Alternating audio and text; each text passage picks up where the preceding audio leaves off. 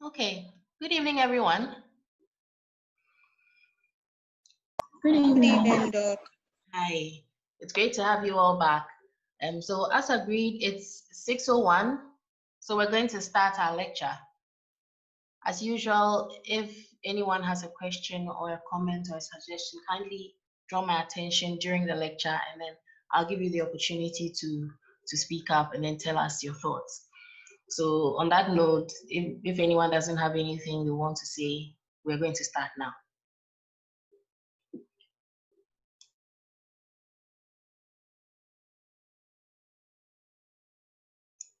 Okay, so welcome to session 7 of IBAS 614 Global Marketing.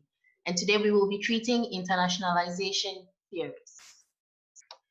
Now, internationalization theories, as we know them, are some of the ways in which the marketers try to use theory to explain the nature of firms' internationalization or globalization activities. And as usual, by the end of this session, there are certain learning outcomes we hope to achieve. The first one will be to understand the forms of internationalization theories that exist. We will also be able to analyze and compare some types of theories that explain firms' internationalization processes, specifically the Uppsala internationalization model, the transaction cost analysis model, the network model, and then the concept of bond globals. And then finally, we will also be able to explain how these theories and models differ from each other. So let's get right into it. So what are theories of internationalization? Like I said earlier, marketers try to use theories to frame and explain the process through which firms internationalize or globalize with their marketing offering. Now, marketers apply these different theories in an attempt to systematically explain how firms undertake these processes and try to give us some logic as to how they proceed throughout each level of the process that they go through in taking their product or market offering from the domestic context to the global or international market context. And in this vein, there are three main forms of theories that are relevant to marketers when trying to explain or frame this process of internationalization or globalization that we are talking about. And these three include, first of all, the stage models, the second one being the contingency models, and then the third one being the interaction models. Now we're going to take each of these one after the other, and then we will explain them. So let's start with the stage models. So what are stage models? Stage models are the first set of models that emerged in marketing in an attempt for global marketers to conceptualize and theorize the process of internationalization. So it is often referred to as the universal path of internationalization because for so many years, these models were the reigning models that were used to explain how firms move from their domestic market into global and international markets. So these models for the longest time portrayed a common concept that the decision to go international is that of a gradual process that can further be subdivided into smaller processes. So firms in this regard who are internationalizing under the concept of the stage models are able to proceed in a consistent stepwise fashion, emphasis on the consistent and stepwise, along some conceptual continuum, again, emphasizing conceptual continuum as they develop their international activities. So with the stage models, as a matter of fact, the firm's process must be in a stepwise fashion and must proceed along a continuum in a consistent manner for it to be categorized as internationalization using the stage model. So a typical example of such a model is the Uppsala internationalization model, which is the most popular and most common model of internationalization that most researchers go to when they are trying to explain how firms internationalize. However, global marketers, as time went on, refined the processes and did more research to be able to understand what actually goes into internationalization of firms and realized that the stage models, although explained to some extent what was going on with some firms, there were some inaccuracies with the stage models, or let me say there were some aspects of the internationalization process that were largely ignored by the stage model, which led to some critiques of the model. The first one being that the model was too deterministic and general, because it was just assuming that every firm goes. No, please, what is deterministic? It's almost like it is determined and set. So it is set a particular way and cannot be altered in any way, manner, or form. Oh, okay, thank you. Good. So too deterministic in the sense that it is stating that this is how firms have to proceed internationally in a stepwise fashion along a continuum, and that is how it's supposed to be for everybody, which is largely not the case, given the amount of research that has subsequently been done disputing this fact of consistent stepwise internationalization among all firms in various sectors. Again, the stage models focus mainly on downstream internationalization activities. And by downstream activities, we are mainly referring to those aspects of internationalization that have to deal with the marketing and sales of the product or service, rather than upstream activities that involve the sourcing of raw materials and supplies to be able to produce the finished product or service before it even gets to the stage of marketing and sales. So the stage models only looked at the downstream part and ignored the upstream activities that took place in order to lead up to the downstream. And another critique that also came up was that the stage models were more direct, were ignorant of the more direct and rapid entry modes that were coming up. Like I said, after the stage models were introduced, a lot of research was done subsequently, and it emerged that stage models are saying the internationalization process has to be stepwise. It has to be consistent. It has to be along a continuum. However, this continuum has a number of steps and subdivisions in it. But research has shown that not every firm goes through all these various subdivisions and levels before they end up international. Some firms go along the continuum, but they do it in a faster, more rapid manner than other more traditional firms who will go through several levels or stages before they get to complete or full internationalization. So that is another critique that was leveled against the stage models. Another critique that yet again emerged was that the stage models assume that forward progression is inevitably sequential, consistently cumulative, and irreversible. Sally, you please speak up. Doc, sorry. Yeah. Do you have the stage model to display? Because it's looking a bit, a bit abstract to me. I'm trying to visualize the model. Okay. So I'd appreciate it. we will. Most of these models are not diagrammatic. Okay. So the stage models are just a group of models. There are so many different types of stage models. Some of them are developed based on concept. Some of them are based on diagram. Some of them are based on different stages that are presented in the form of phrases. So, but I will break down an example of the stage model as we go along. But I just want you to get a background of what the different groups of models are and what they are about. Okay. So as we go along, it will become clearer. Okay. Thank you, Sally. Okay. So another critique that was leveled against the stage models is that they assume that forward progression is inevitably sequential, meaning that all firms who go international go in the forward progression manner. So they go from not having any form of international presence at all to incremental stages, like having perhaps some direct exports, having some agents in the foreign market, all the way up until they actually go and do some direct investment in the foreign market. However, that is not the case. Not every firm does forward progression consistently and sequentially throughout their internationalization process, let alone for it to be irreversible. Because we have some firms who have embarked on internationalization and they have de-internationalized, which is the reverse form of internationalization, where a firm goes international and they realize that things are not working out and they just want to backtrack. That is what we refer to as de-internationalization. Then we also have the leapfrogs who do not go through each and every stage along the continuum in a cumulative manner. They skip certain steps.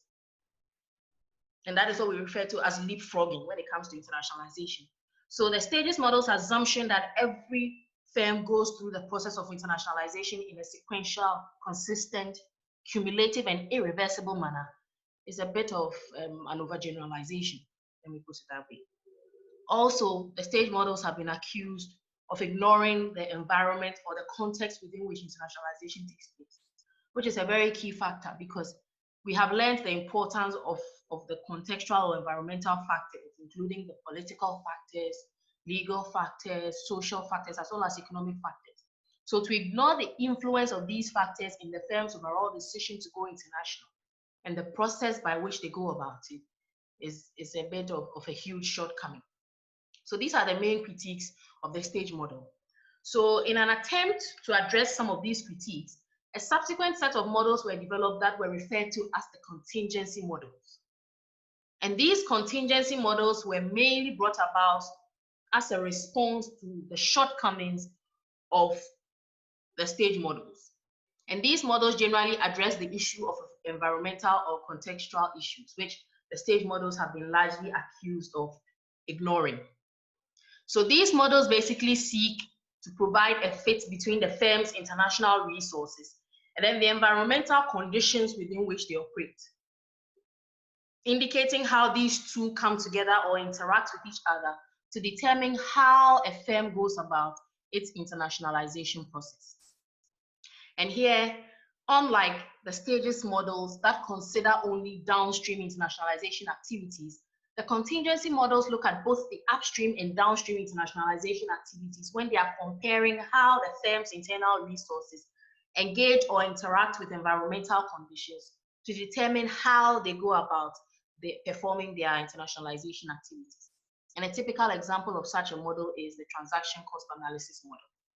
So when we talk about contingency models, we use three basic components to determine how they operate. The first one is that they take into consideration a given set of environmental factors, be it economical, political, social, or legal. They consider the influence of these factors and how it plays into determining their approach towards internationalizing. Also, contingency models look at the opportunities that are defined by the environment, because the various factors that are present in the environment create certain conditions, and these conditions can either lead to opportunities or threats, which gives the firm a number of alternatives, given which opportunities they want to take advantage of and the threats that they want to avoid. And then finally, based on the environmental factors and the opportunities that the firm has identified that they want to take advantage of, there's a number of decision criteria that have to be put across, including the preferences of the firm in terms of why they are going international. Is it for profit maximization? Is it for enhancing of their market share? Is it for minimization of costs? Is it to benefit from economies of scale? These are all ways by which management determines their preferences when it comes to the process of internationalization. And these go hand in hand with the allocation of resources, because depending on what the firm hopes to achieve, be it minimization of cost or profit maximization, there's a certain manner in which they have to allocate their resources to ensure that these objectives are achieved. So these are the basic components that are common to most of the contingency models that we can use to judge them and how they explain firms' internationalization processes. And moving on from the contingency models, there was another school of thought that emerged subsequently, that given some firms will go through internationalization using the stage models processes, others based on the contingency models. But there's an important part of internationalization that a number of researchers ignored, and it was about the social embeddedness of the internationalization process. Granted that there are a number of processes and operations that are at work. However, these operations and processes are operating in an institutionalized manner. And we know that people make up all these institutions. So the interaction models emphasize the social embeddedness of the various economic transactions that take place between these different peoples and individuals from different parts across the globe to ensure that the internationalization process is successful. And researchers like Granovetter in 1992 argue that Internationalization via interaction models may include the following. One, the pursuit of economic goals, which is typically accompanied by non-economic goals of sociability. Here, they are trying to tell us that in as much as the firm is moving towards striking an economic deal or going towards performing an economic activity by getting into an agreement and striking a deal with these international partners or moving into this international market for the economic reasons that they have, be it profit maximization or cost reduction, they are also inadvertently engaging in some form of non-economic goals of sociability. Because imagine you are going to do business in Japan and you want to use a Japanese subsidiary. Before that deal can be struck, there has to be some form of non-economic exchange between you two, some form of socialization, some form of meetings have to take place, some form of negotiation has to take place. And all these are non-economic activities that form part and parcel of the economic activity that you're undertaking by doing business in this market. So the interaction models, give us the inclination that we don't just have to look at the economic side or the monetary side of what we are doing, but there's also a non-monetary angle, which has to do with socialization. That also forms part and parcel of the internationalization process. Again, yeah, Godwin. what you're explaining is very, very nice and understandable, but the way they've written it, I was thinking, yeah, it's complex and technical. Yes, because you are, what do you call it? You are MSc students. So I have to give you the technical stuff and then break it down for you to understand. But you get it, right? We understand. How you explained it sounds so nice and simple. But when I read it first, I was like, hey, what's in this? So if you don't come for class, you will not get it. Wow. So I'm glad you understand now. Thank you.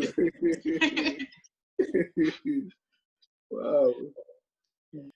Okay, so moving on to the second point. Again, Granovetter states that economic action is socially situated in ongoing networks of personal relationships, rather than carried out by atomized actors who act as individuals.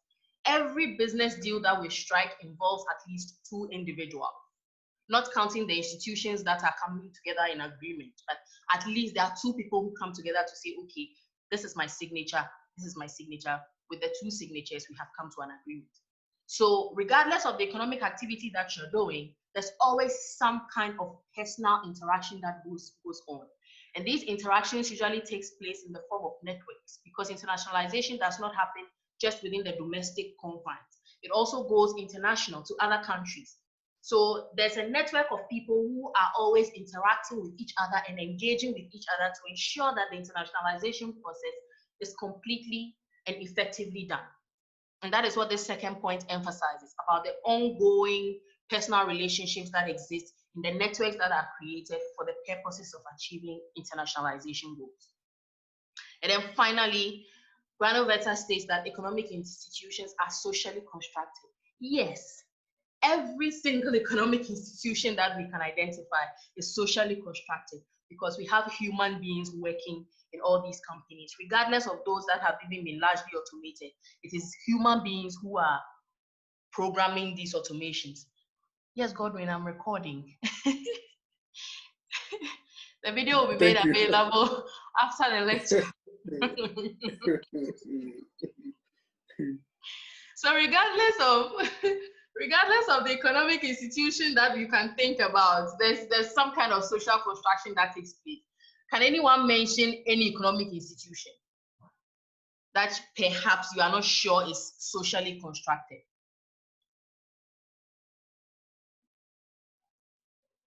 Okay, so give an example of any economic institution, anyone that comes to mind.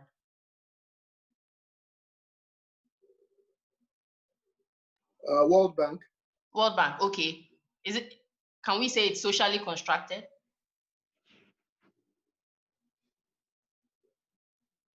Can we say the World Bank is socially constructed? I think yes, so. it is. Yes. Exactly. Mm-hmm. Exactly. So off the top of my head, there's no institution at all that we can talk about, especially in terms of in economic terms, that is not socially constructed. So the interaction models are highlighting a huge part of the internationalization process, which has to do with the role of networks. So we have researchers in their publications who have attempted to combine different forms of these models. For instance, you have researchers who have developed frameworks that capture aspects of stage models and combine them with some contingency models and interaction models in an attempt to explain the internationalization process of certain firms. Yes, Michael, please speak up. Would you say terrorist organizations are also socially constructed? Yes, in fact, they are one of the most socially constructed institutions I've ever read about. Because to allow one human being to be able to put together a number of people using relationships and the influence that he has over them based on these relationships to get them to do things, including committing suicide. In fact, that is one of a very highly socially constructed institution, if you ask me. Or Michael, you don't agree? No, I actually agree. I wanted confirmation. So. Oh, yes, it's very socially constructed. Very. All right, thank you. You're welcome, Michael. David, please speak up. Hi, Doc. So maybe I wasn't listening or paying attention, but from all the examples that you've given, what then is the definition of a socially constructed institution? What would you say is a definition for it? A socially constructed institution is one that involves some form of human interaction. Okay, all right. Yes. That makes sense. Okay, yes. Thank you. You're welcome, David.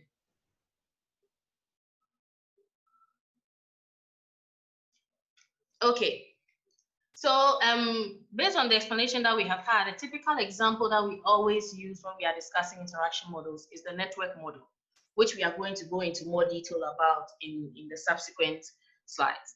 So these are the three main types of models that we have when it comes to global marketing. We have the stage models, the contingency models, and then we have the interaction models. Now we are going to look at examples of each of these kinds of models to be able to throw further light on what we have discussed.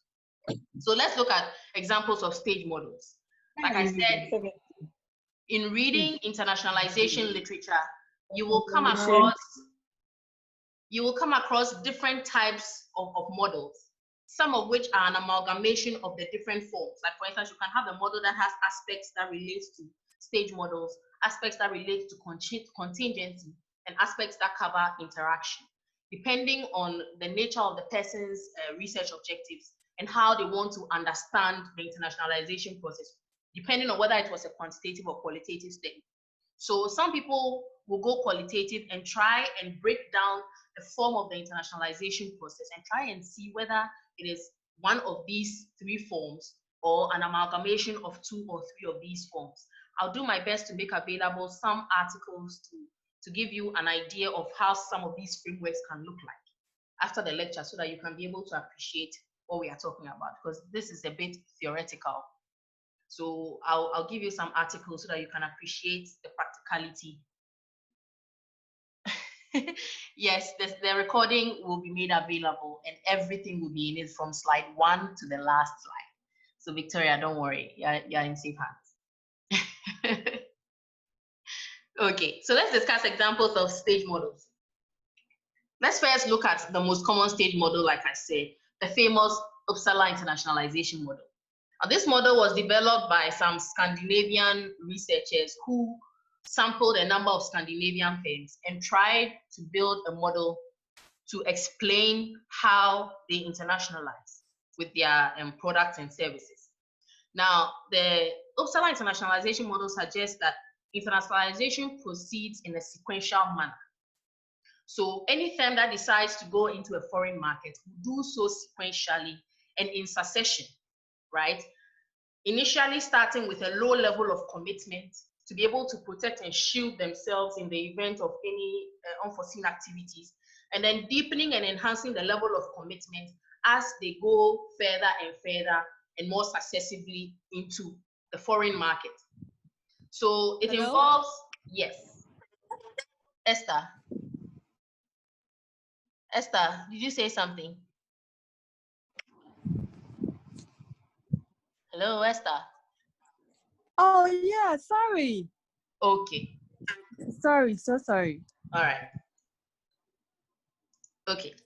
So with the Uppsala model, they ever that internationalization involves choosing additional geographic markets with small psychic distances, combined with choosing entry modes with few additional risks. So like I said in the beginning, they try as much as possible to make the level of risk low by making their level of commitment in the market very minimal in case things don't go as planned. So as things get better and as they become more familiar with the market, and as they get to become more confident and gain more knowledge about internationalization, they expand further to other geographic markets which are of a higher psychic distance. Psychic distance refers to the similarities in terms of culture, language, and socialization that the natives or the citizens of a particular country share with those of another country. So small psychic distance means that firms in a particular country would like to sell to customers in markets that share similar cultural and socialization characteristics with them, or perhaps those that speak a similar language with them. So you realize that Ghana will find it easier, per the rules of psychic distance, to trade with a country like Nigeria, which is more similar to us in terms of language and culture and mannerism, than to go and trade with, say, a francophone country like Cote d'Ivoire, which has a higher level of psychic distance from us. So by choosing countries that have small psychic distance to the home country of the firm that is internationalizing, they are able to control the level of risk and keep it minimal. Whereas as they gain more experience and become more comfortable and knowledgeable about the internationalization process, they can spread to further geographic markets that are of a higher or larger psychic distance from them, and then deepen their level of commitment in those markets, because based on the level of experience that they have gained, they are sure that perhaps to a large extent, they can be able to manage the internationalization process in these markets. Now, the main consequence of this model is that firms will always commit more resources where they feel they have a more, a better control of the factors in the market, and can to a large extent predict the outcomes of whatever it is that they are experiencing in the market.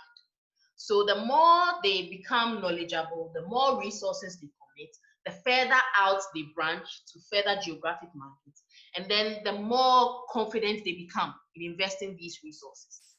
So that is what the Uppsala internationalization model states.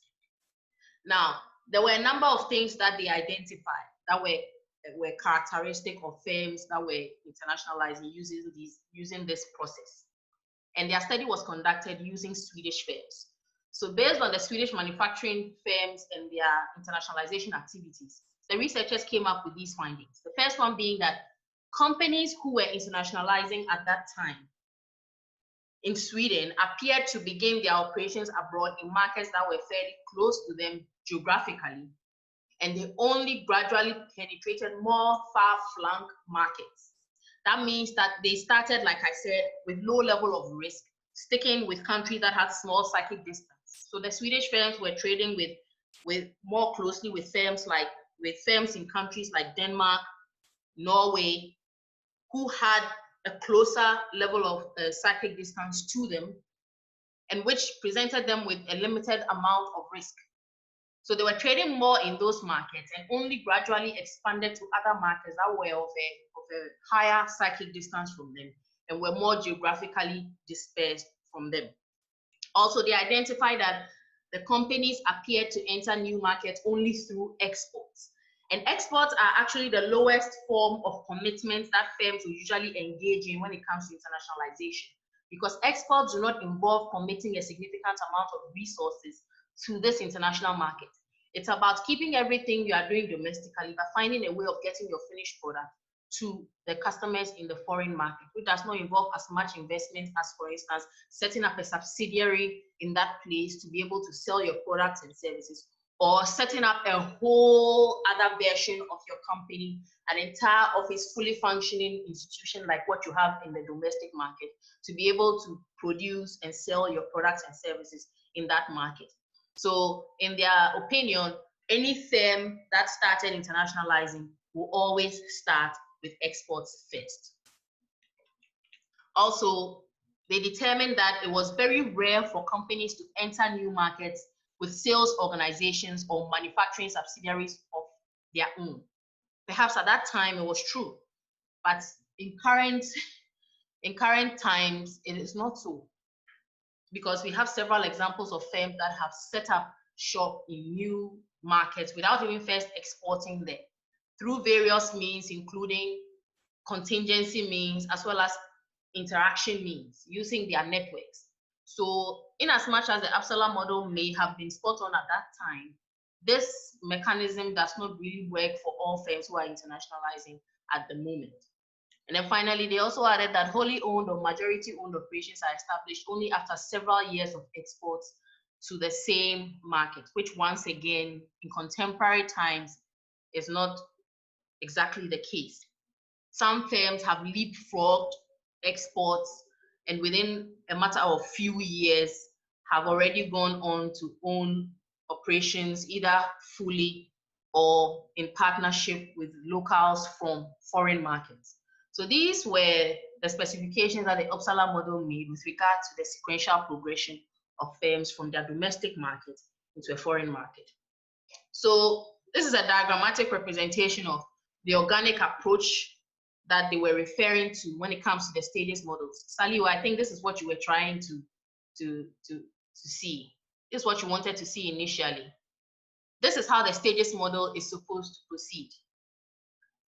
Based on what the Uppsala model suggests, internationalization operates in an incremental, inorganic, and sequential, irreversible manner. So that means that firms will usually start from the markets that exhibit closer cyclic distance to them. From the diagram, we can see that market A and B are closer to the market country where the originating firm is originally situated. So we can see that as they expand further out, the cyclic distance increases. And this is spot on with the stages model and the suggestions and criteria that were given by the Swedish researchers through the Uppsala internationalization model. And again, as they spend more time outside of their domestic markets in international markets that are of a smaller cyclic distance, they gradually begin to expand into countries of higher cyclic distance. And as they do so, they increase their level of commitment in these markets. So like I said, the minimal level of commitment that firms usually exhibit when it comes to internationalization is through export. And we can see that here, the first point of call for firms internationalization is no regular export, also referred to as sporadic export. So they will export every now and then in the beginning as a means of testing the market to see if things will work out or not. And once they are getting a stronger footing and realizing how things are going and they believe it's going in their favor, they will expand further to independent representatives in these markets. So now, instead of handling the exports by themselves in a sporadic manner, as and when they can, they will expand to include independent representatives within these markets, whom they will send the exports to and will handle all the sales in the market for them. Now, as they become comfortable and are beginning to appreciate how the process is going and have gained all this knowledge and learned so much about how the market operates, they can now enhance their level of commitment by moving further into the territory of foreign direct investment, where they now set up their own sales subsidiary in the foreign market and start selling their own products directly to the customers within the market. And if the sales subsidiary does very well, where they realize that they are selling a lot, and at this point, it does not make sense to continue bringing in the finished product from the domestic market to the subsidiary to sell, they will invest further and set up a whole production unit where they will produce and sell everything directly within the foreign market to customers in that market. So this, in a nutshell, is the incremental and sequential manner within which the internationalization process takes place. And like we criticize the stages models for, you can see that it proceeds in a one-directional manner. You can see that there's no room for reversal where a firm will go backwards. The arrows are mainly pointing forwards and outwards, meaning that they're going in only one direction and does not make room for the processes of de-internationalization or even leapfrogging, because we can see that it proceeds consistently and sequentially in the form of a continuum from one point outwards. So that is it for the Uppsala model and how it explains the incremental organic approach towards firm internationalization. So to be able to make this more streamlined, Johansen and Wiedersheim, Paul, 1975, tried to just break this down into 4 main steps. And these 4 stages they proposed include stage 1, where the firm is just in their domestic market and they do not have any regular export activities. They export once in a while when they can. Miss Ajwa, please, you have a question. Yes, please, Doc. Go ahead. Doesn't mean that the exports, doesn't mean that they produce at their home based and they do the deliveries to the targeted market location? Yes, yes. And that's what Madam Ifua Sabiasari has been helping the Ghanaian SMEs with. So that's how they've been trying to, yes, please go ahead. So if that's that, then why are they scared they won't be able to get the market? Because if you're not producing there, you're not making any laws. It means you can reach out to a number of markets, right? Yeah, so that is why they start with the export, because it has the minimum amount of risk. So even if you produce and you don't sell in the foreign market, at least you can sell it in your domestic market. Does it make sense? Yes, please. Because you have not taken all your money to go and set up a factory in that market and you're trying to produce for that market. So this gives you the opportunity to even test the waters and see. If it works out, fine. If it doesn't work out, fine. And with a lot of the SME exporters that we have been working with, we realized that the sporadic export is actually very good for them, because a number of them start out not knowing the full specifications of the different markets that they want to sell to. So they start with the first batch. If some are returned and then they learn from that mistake, they are able to improve upon it and then export once again. So as things get better and then they are becoming more comfortable and know the market requirements, then they can increase their commitment in the market.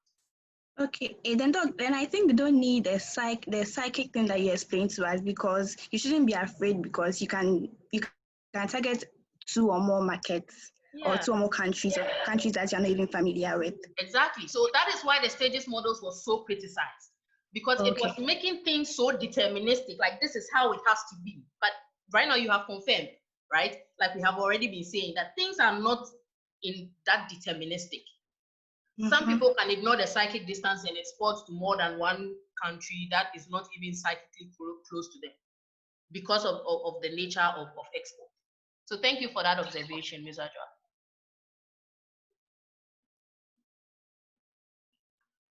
Michael, your hand was up, or you are okay?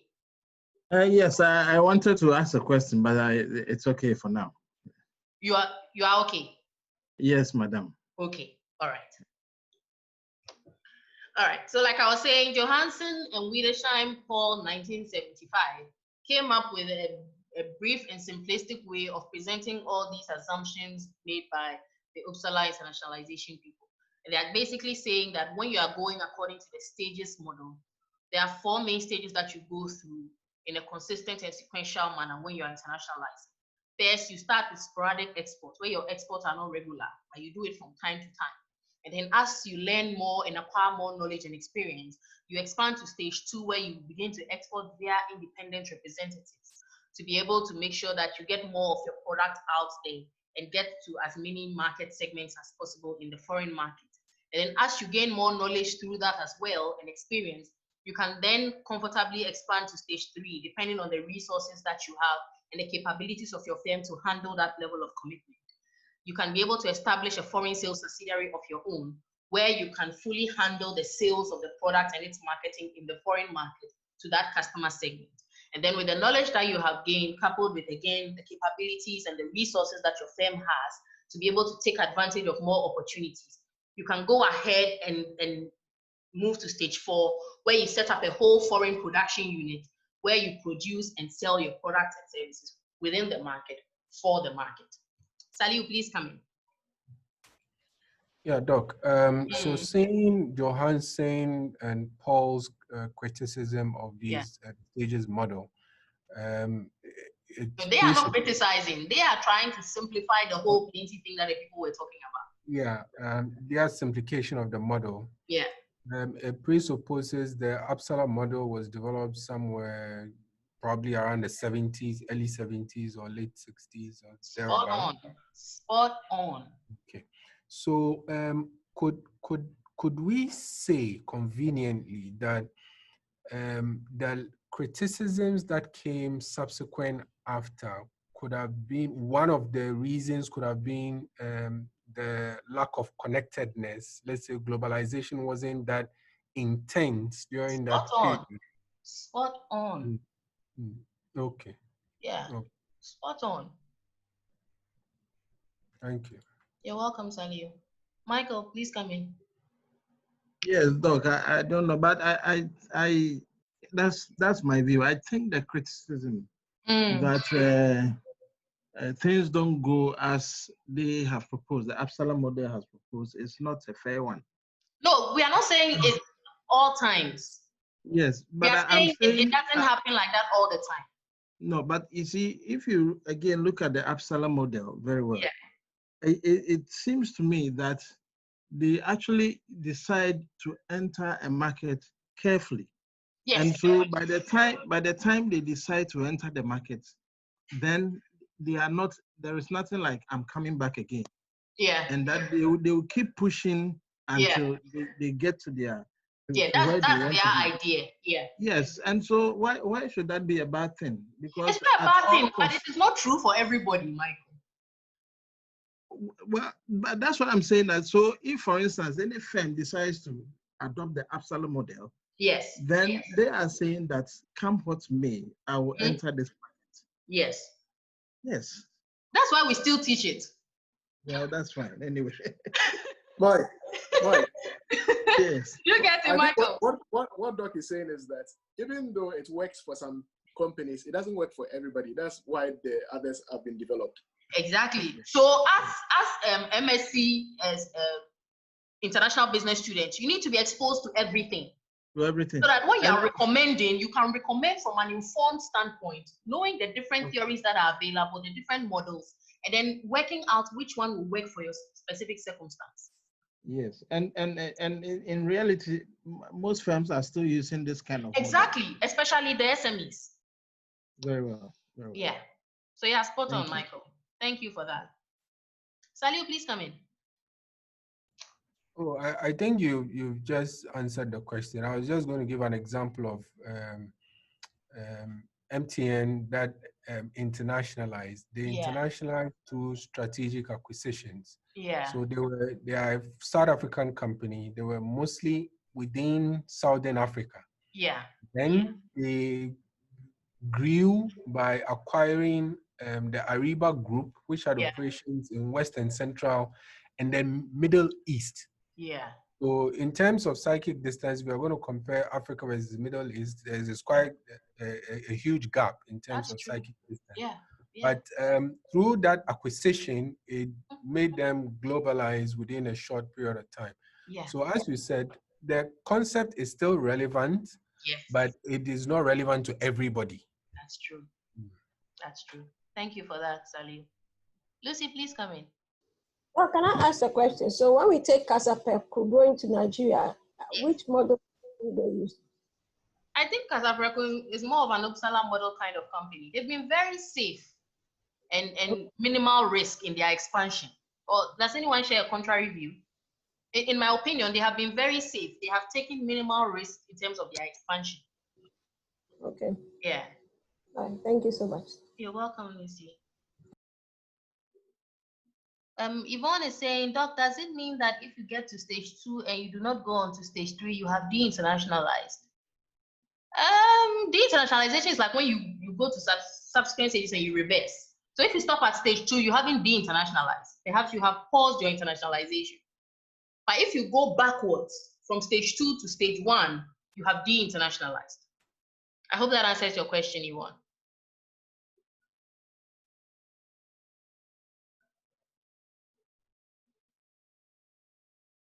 Okay, thank you, Yvonne. All right, so that is it for the Uppsala internationalization model, the prime example and most popular example of the stage models that firms use for internationalization.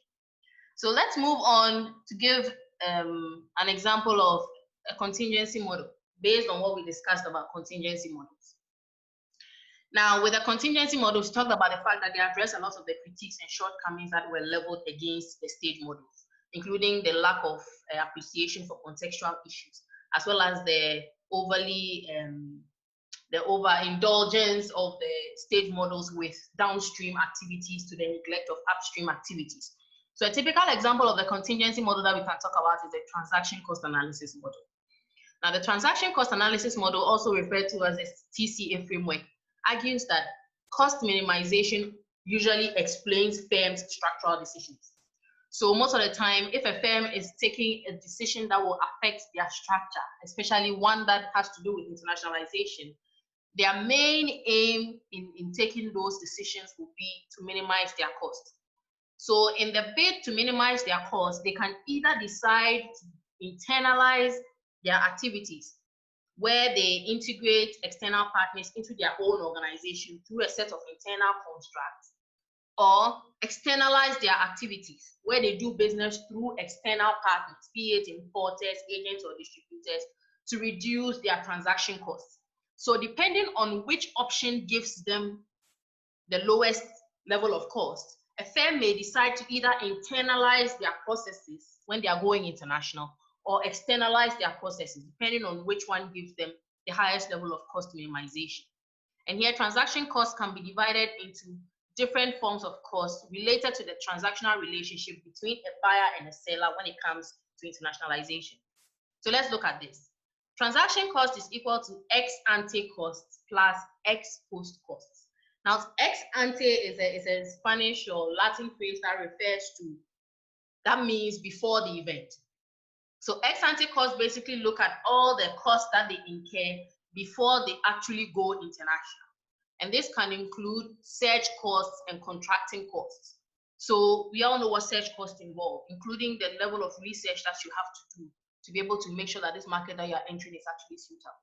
And the contracting costs in the event that you have to bring in certain partners under contract to help you to achieve certain aspects of the internationalization process.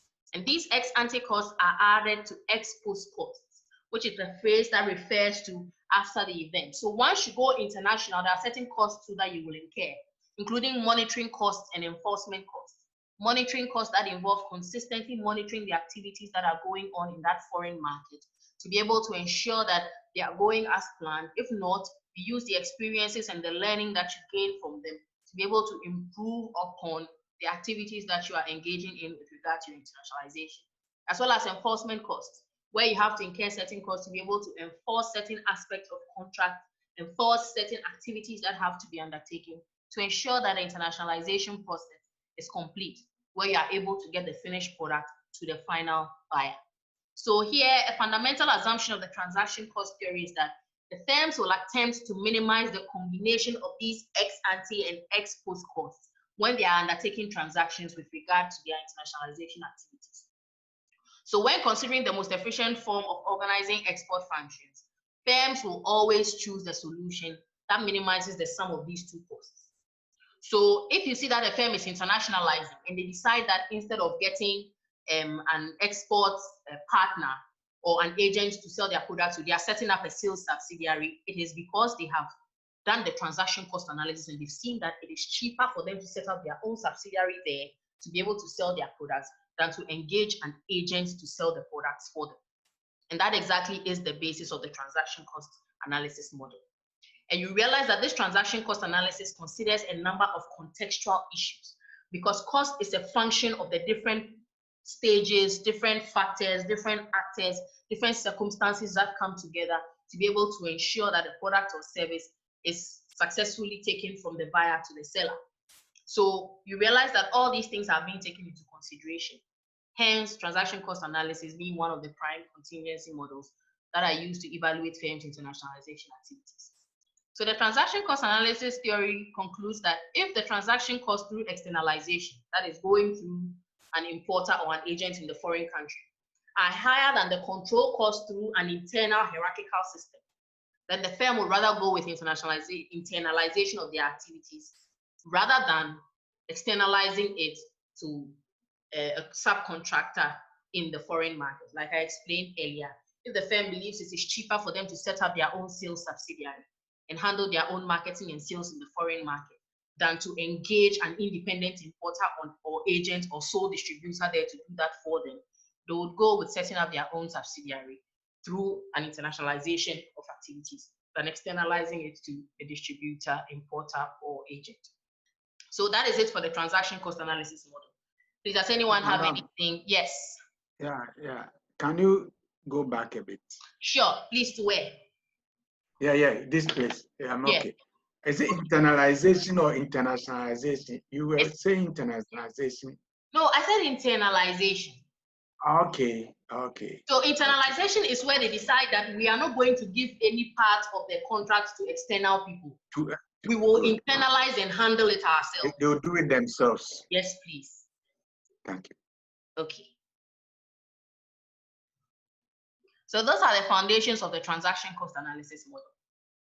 Now, this model explains a lot of the internationalization activities of firms currently. A number of firms have closed up shop and left Ghana. Some have also just reduced their presence to mere agents in Ghana. And others have also come and set up their own subsidiaries because of transaction cost analysis. So let me give you a typical example of one, and then let's see if members of the class can also come up with other examples. So based on the transaction cost analysis, very powerful and prominent South African department stores like Woolworth and Truworth have left Ghana. Because when they did the transaction cost analysis, they realized that it was not even worthwhile to have their products or services being sold by a subsidiary here. So they just packed up shop and left the country completely, based on the transaction cost analysis that they did. And one of the main cost elements that they had was the rent that they were paying for the different locations that they were selling at. Their rent was higher than the amount of sales that they were making. And the rent was increasing exponentially, which was not commensurate with the amount of sales that they were making, which made their costs astronomically high. So based on their transaction cost analysis, their best bet was to leave the country completely and avoid doing business in Ghana altogether. That's a typical example. But their prices were overly expensive too. Yeah. I mean, for no reason. Yeah. And it was because of the rent. They were trying to offset the cost of the rent with the prices at which they were selling the goods. Another contingency issue that affected them was government regulation.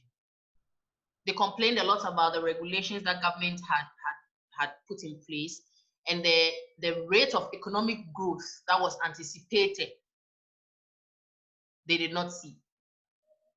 So a number of these issues within the Ghanaian context forced them to actually leave Ghana completely. Madam. Yes, sir. Does it mean they didn't do proper due diligence before coming? They or did. R&D before coming? They did, and at the time that they came, it looked very promising, especially with regard to the economic development, because they had been promised a lot of huge increases in GDP, and they were told that Ghana was heading towards we were middle income.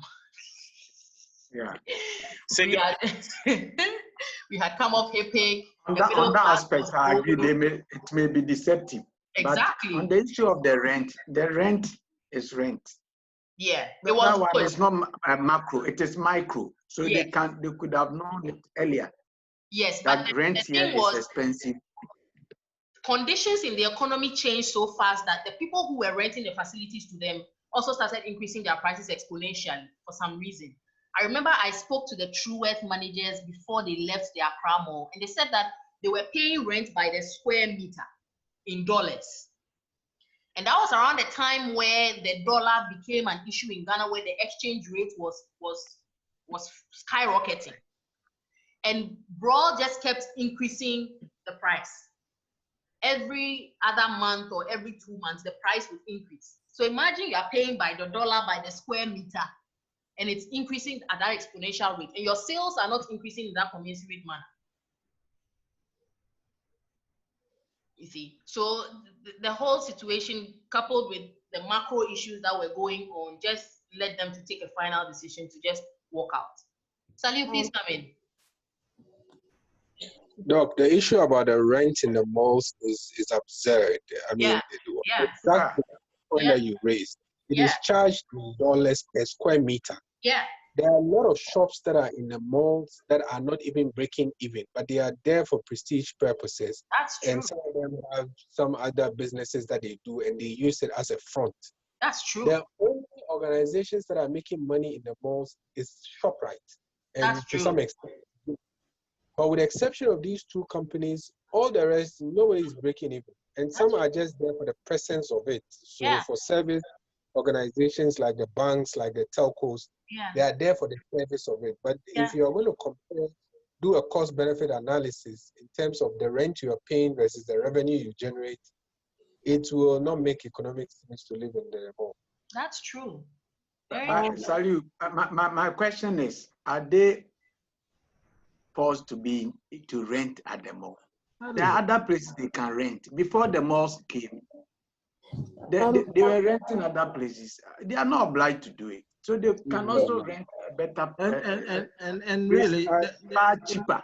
It's because they are still there and they have not said anything, which is why they keep increasing the prices. Increasing it. If they have all left, if they have all left, they would have had a change of mind. They are looking Maybe at there's a switching cost we don't know. Yeah, your points are correct. But you need to understand, sorry, Lucy, you need to understand every brand has what they call their equity as well.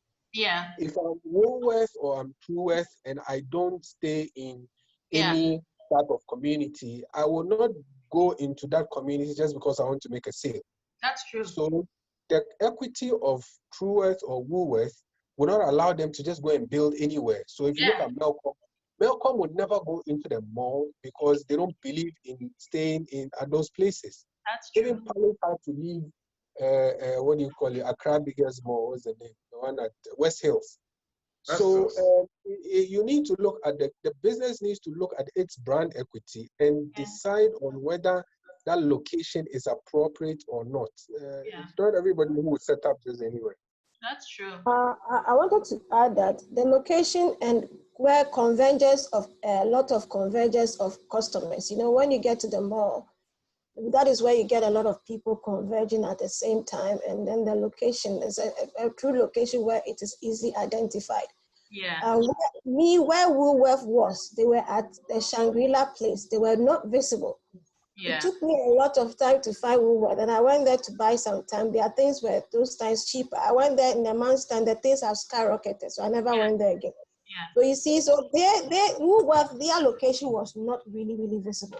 Yeah. But Woolworth was, but the more, as Salu said, every day now and then, when you go to the mall, you see companies that you have seen and maybe you have planned to enter, before you get there, they have all moved out because every time the rent goes up. Yeah. And because we don't regulate rent in Ghana here, everybody gets up and just increase rent, which is not very good for businesses. Even if you're a small startup and you want to start a small business, to get a small shop to start your business, the amount of money they are asking for and the number of advance they are asking for, is difficult for you to get to establish a small office to even start a very beneficial business, and so as people can easily come and see you. So you have to start hiding from the house and do one or two things for a long time before you can move out. That's true. This is where if we want people to invest, this is where the rent people or housing people will have to step in and properly regulate. The laws are there, but we are not using it. So anybody gets that when they are happy, they increase the rent. Yeah. And you see the number of renovation being done at the mall. Yeah. And the rent that is going up, you wonder what is going on. That is it. But my little observation is, even the mall, some people use it as a tourist center. Apart from ShopRite, most people use it as tourist center, especially on occasion. You see the place full, but they are not buying anything. Yeah. So I wouldn't advise companies to go rent the mall because it's expensive to the extent that if it is too expensive, that it can't make any profit. That's true. Yeah. Why do you maintain it? Bella, please go ahead. Yeah, I wanted to share in Saliu's point. Yeah. Because with banking, for instance, it's not all our branches that are set up to make profit. That's true. Some are just there for presence sake. That's true. That is why you see almost all the banks have presence in all the regions. But I tell you, about 10 or 11 regions are not making any profit. That's true. But we must be there. So all the profit that you see banks generally churn out is basically some few regions. Accra, Kumasi, and then maybe some few other regions. That's all. Yeah. We all do it. The malls like this, we are there, our ATMs are there. It's not that we are generating anything, but it's just that for the presence, for people to know that, hey, this bank is around, that bank is also around. That's true. That's true. That's true. Thank you for that, Della. Okay. So that is one typical example of how transaction cost has made a firm decide to de-internationalize, right? Please, does anyone have any other example of a firm that you would like to share?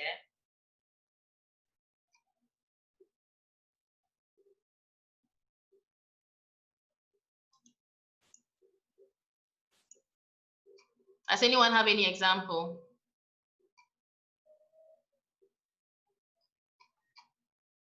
Hey, so no one has any example of a firm that has used any kind of internationalization?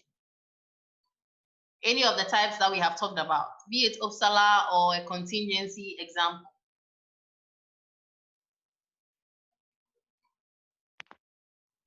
Madam, I would want to ask, for KFC, what would they belong to? For KFC? Yes, please. Oh, okay. KFC is a franchise, right? Yes, but okay, yeah.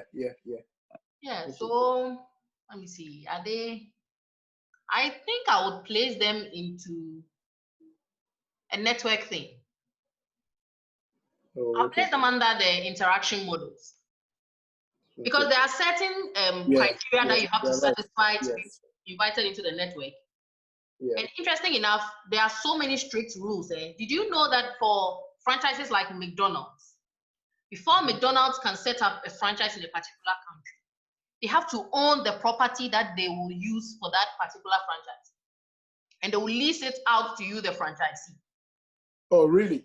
Yes. So until McDonald's has identified the property that they can buy and rent out to you, which is an ideal location for you to run their franchise, they will not give you the license. No, but that's how McDonald's is actually not a food company. They are a real estate company. Exactly. Yeah. That's how they made their money. Exactly. I've forgotten the name of the gentleman who designed the model for them, but that's how they make money. Yeah. Yeah. So they are not scrimping at all. They are staying true to their real estate roots, and it has been worked into the franchise contract. So you can't escape it. And I think they want to own the building because when they own the building, you can't tell them, please, I'm no longer interested, just pack and go. Not the building, the land. The building you can take away, you can break. The land itself is for them. The land itself. And then you build on the land. Yes. You can build, but they buy the land. So the land is here. And so virtually the building is for them. Uh-huh. Virtually the building is for them. The owner of the land. Rhapsody. Yes. And with time it will become theirs as well. That's what. Yes. They'll just lease the land to you for some time and take up. Exactly. And that is when, at that time, that may be the time that you are making huge profits. Yes. And then you can't even live. Exactly. So when they increase the rent, you don't have a choice. You can't complain. You'll be like people at the mall. Doc, an example like Rhapsody? Yes, Rhapsody is one too. Yes, Rhapsody. Please explain further. Rhapsody was in the mall. Yeah. And they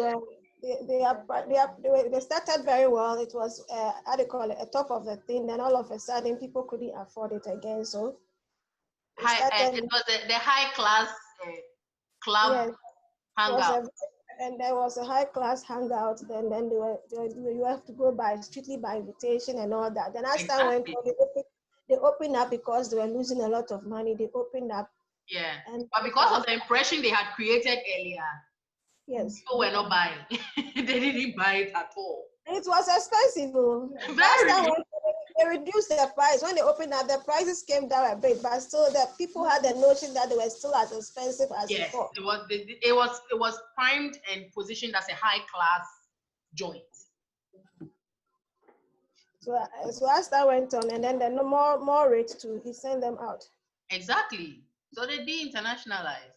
Another typical example that we remember from years back. Who remembers Steers? Yay, Steers. Yes, I do. Steers started big. Everybody wanted to go to Steers. The children wanted to go there because of the toys that they were putting in the food and the meal packs and stuff. Steers just couldn't keep up. Steers didn't want to localize. That is why they are thinking.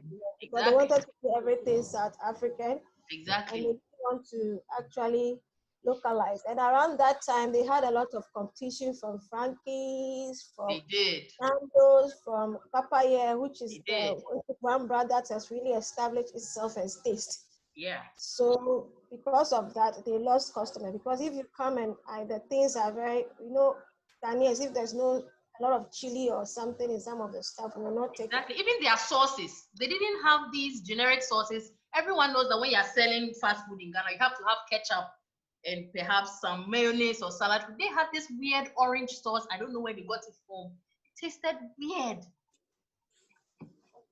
And that was all they were serving. So Lucy, you're right. They refused to localize. And that was the source of their downfall. So thank you for that example, Lucy. Another one. Who remembers Mr. Biggs? Me. Yeah. You see, you forgot about Mr. Biggs.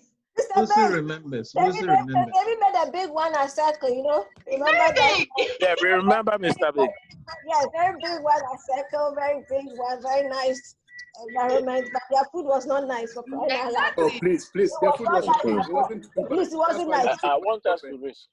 The food was not nice at all. Oh, for you, please, it was nice for me and my girlfriend at the time. Because the place looked prestigious, but when you have moved around a bit, you know that Mr. Vasky. Lucy, who took you there? Me and this friend of mine, we used to pamper ourselves every Friday, and then when we are paid every first day of the month, me and Gift to spend. But the last day, then they ask you who took him. We hit town every first month. When we are paid, we are in town to pamper ourselves, and then yeah. Lucy, you are taking me out of the equation. Let's even come to the education sector briefly. Let's talk about Lancaster. Remember when Lancaster first came to Ghana? They were in some small running like one course, one business course like that. And they started expanding. At some point, they were not even interested in talking to local faculty. They were bringing in their faculty from the UK. Then as they stayed longer, as they learned better, they saw the transaction cost and they were like, no, it will be cheaper to get faculty here. And funny enough, when they get the faculty who are local, they don't pay them as much as they pay the faculty that they bring in straight from the UK. Even though some of them are at par with those faculty that they bring in. So they saw it was cheaper to employ faculty here, but employ them on a part-time basis. So they got a bigger space, expanded the number of programs, added graduate programs to the undergraduate programs, and then introduced the local faculty in with the contract. And in the beginning, they did not have any full-time faculty at all. But then as time went on, they realized that, okay, we are gaining ground. The people have to trust us more if we are going to invest more into this huge space. So they started taking on some more full-time faculty. And now Lancaster is that big whole top floor in that new building at the ANC Mall that we see. But other foreign universities are not doing as well as Lancaster is. A typical example is Webster University. Webster is trying, but they are not doing as well. Because Webster has refused to localize. And even though their business model is great, where they are selling a fusion of American programs being delivered the American way, they need some more local twist to make their master's programs attractive to the Ghanaian, the average Ghanaian master's student. Because the average Ghanaian master's student wants to see a bit more streamlining of what they are studying and how it will directly impact them in the workplace, right? So that's another example. Sharon, you're asking about PEP stores from SE. PEP stores were in Ghana many years ago, eh? Sharon, yeah, many years ago, and they also just disappeared. So Sharon, that's another good example. I think they also didn't want to localize. And then their products too. Yeah. Lucy, Enda is still around though. Are they? Yes, and Enda is Ghanaian owned. Oh, I see. Right from the onset, Enda is owned by a Ghanaian. Right now, they have moved their operations solely online. So they only do deliveries. Okay. Oh, okay. Yeah, Enda is owned by Ghanaians. Wow. Yeah. It's owned by Ghanaians. Can't you see it in the taste of the Chinese food? It doesn't taste like the typical food you buy from a Chinese restaurant. They had some small Ghanaian twist to it. Sharon, you're asking about Virgin Atlantic. Virgin Atlantic, did they have an office in Ghana? Please, does anyone know if they had an office in Ghana? They did. They did. Okay, have they closed it? Yes, their timing with British Airways was clashing, so they had to. Okay. So I don't think that is why they left too. Yeah, because I know the Virgin brand is struggling globally. Yes, but that's not why they left Ghana. Please, do you know why they left? Can you please share with us? Yes, please. I think it was because of lack of flights returning back. They were coming to Ghana with full flights, but not getting people to go back. So before they left, they tried to join Ghana.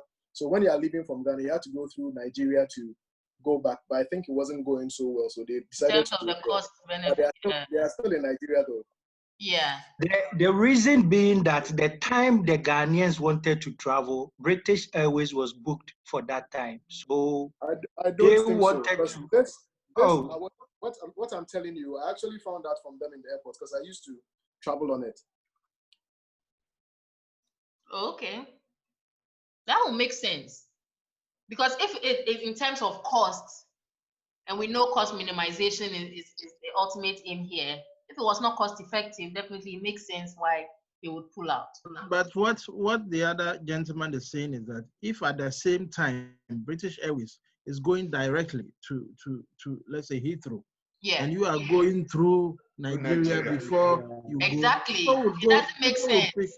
Yes, that's true. So that's what happened. I don't think, lawyer, I don't think that's really holds, because when you take KLM, you will still go through to Holland before you go. Or you go that's Holland. That's not Nigeria, please. Yeah, but when you get to Nigeria, you don't even get down. You are still sitting. The point is, if you are going through Holland, if you are going to Schiphol, wouldn't you rather go to Schiphol rather than go to what is it, Nigeria? I would rather say Virgin Atlantic only other flight get a direct flight to London. That was the only flight that was doing direct flight to London. And that time, the time they wanted to move, British Airways was on that same time. That's how come they had to connect through Nigeria to get the number of passengers. More customers, yes. Yeah. So the timing wasn't favoring them. Yeah. Ivan, don't forget positioning strategy. I understand you, but what I'm saying is when you say that we're going to, that is why people weren't going on it. But I'm also trying to draw attention that transits are normal things. Even though maybe that was the major reason. But what I'm also saying is that what if that wasn't the major reason then? You get what I mean? Because people also go on flights and take transit. Yeah. That also makes sense. But at least based on all the examples that we have and the understanding that we have of how they came and left and what all the points that we have are valid, because you realize that these are all contingencies, true or false? Yes, true. Exactly. So various contingencies came together and contributed to this whole thing, right? So let's look at an example. I want to show you a framework right now that is a typical contingency framework that is explaining the nature of the internationalization process of an entrepreneur or an SME, right, that is going international. So if you permit me, I'll share the screen with you briefly so that we can look at the model and then we can understand what is happening. Yes, Doc. Okay. So let's look at this. Please, can we see the screen? Yes, please. Okay. Do we see the framework? Yes, the text is a little small, but we can still see. Okay. Yeah, I think it's the paper. So this is an article that is trying to explain. Let me take you to the title for you to see. So it's about the behavioral patterns in born global firms, right? And it is trying to build a conceptual framework of the internationalization activities of mature SMEs. So like I was saying, we need to understand all these different theories and models to be able to conceptualize and build up the internationalization strategies of different firms in different contexts. Now, Shukul et al. In this article that he published in the Multinational Business Review tried to break down the internationalization process of mature SMEs that were born global, and they ended up with this model. Now, for those of you who want to do your long essay in internationalization, these are typical studies that you can replicate. So, for instance, you can decide to take a particular firm that is going international in Ghana and try and use the theories that you have learned to understand and break down their internationalization process. So you see that in this article, they discuss right from the different internationalization theories that they are, right? Where they talk about the process theory of internationalization, where they break it down into different. Again, this is an example of a stages model. Please, can we see here? So they talk about the Uppsala model. Do you see that? Yes. Good. Yes. Then they go on to talk about born global firms. They decided not to talk about the contingency models or any interaction models. They talked about the born global firms after that. Then they talk about the born again global firms to be able to give background on the different theories that they are going to be merging to explain what is happening with regard to the firm's internationalization, right? So when they finished, they came up with this final model. Let me quickly go to the model, then we can look at it.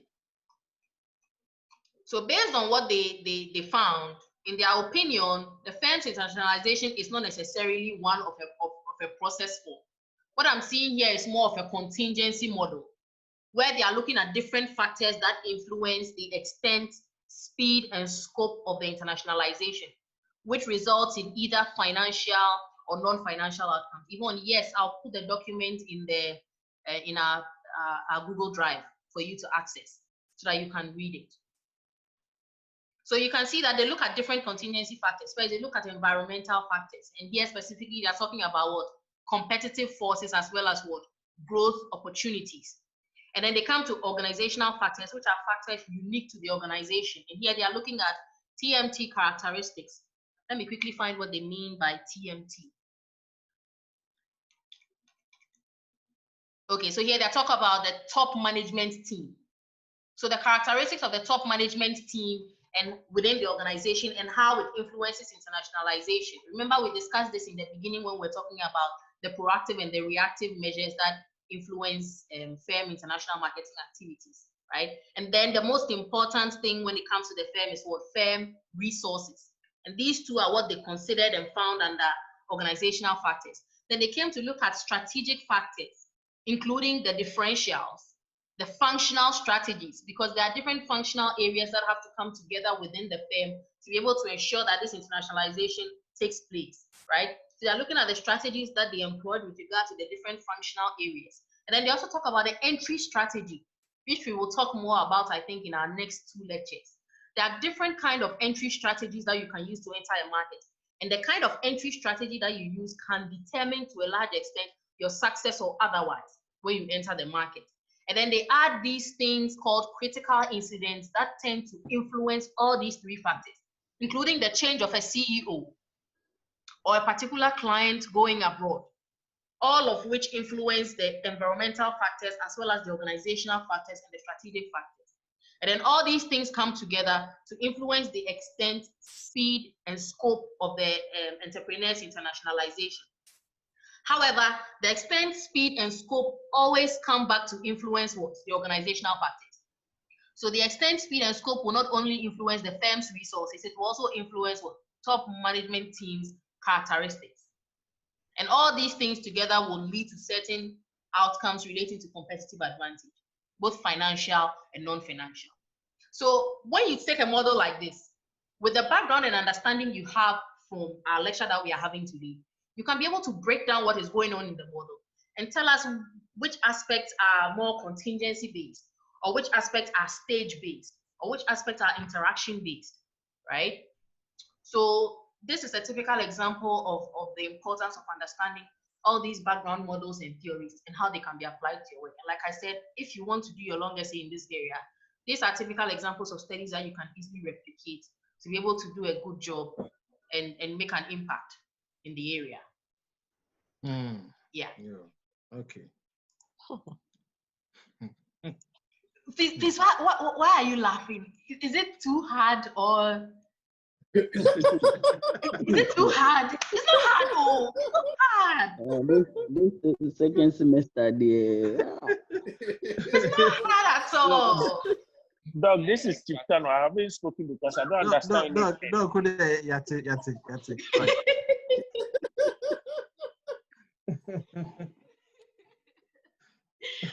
Okay.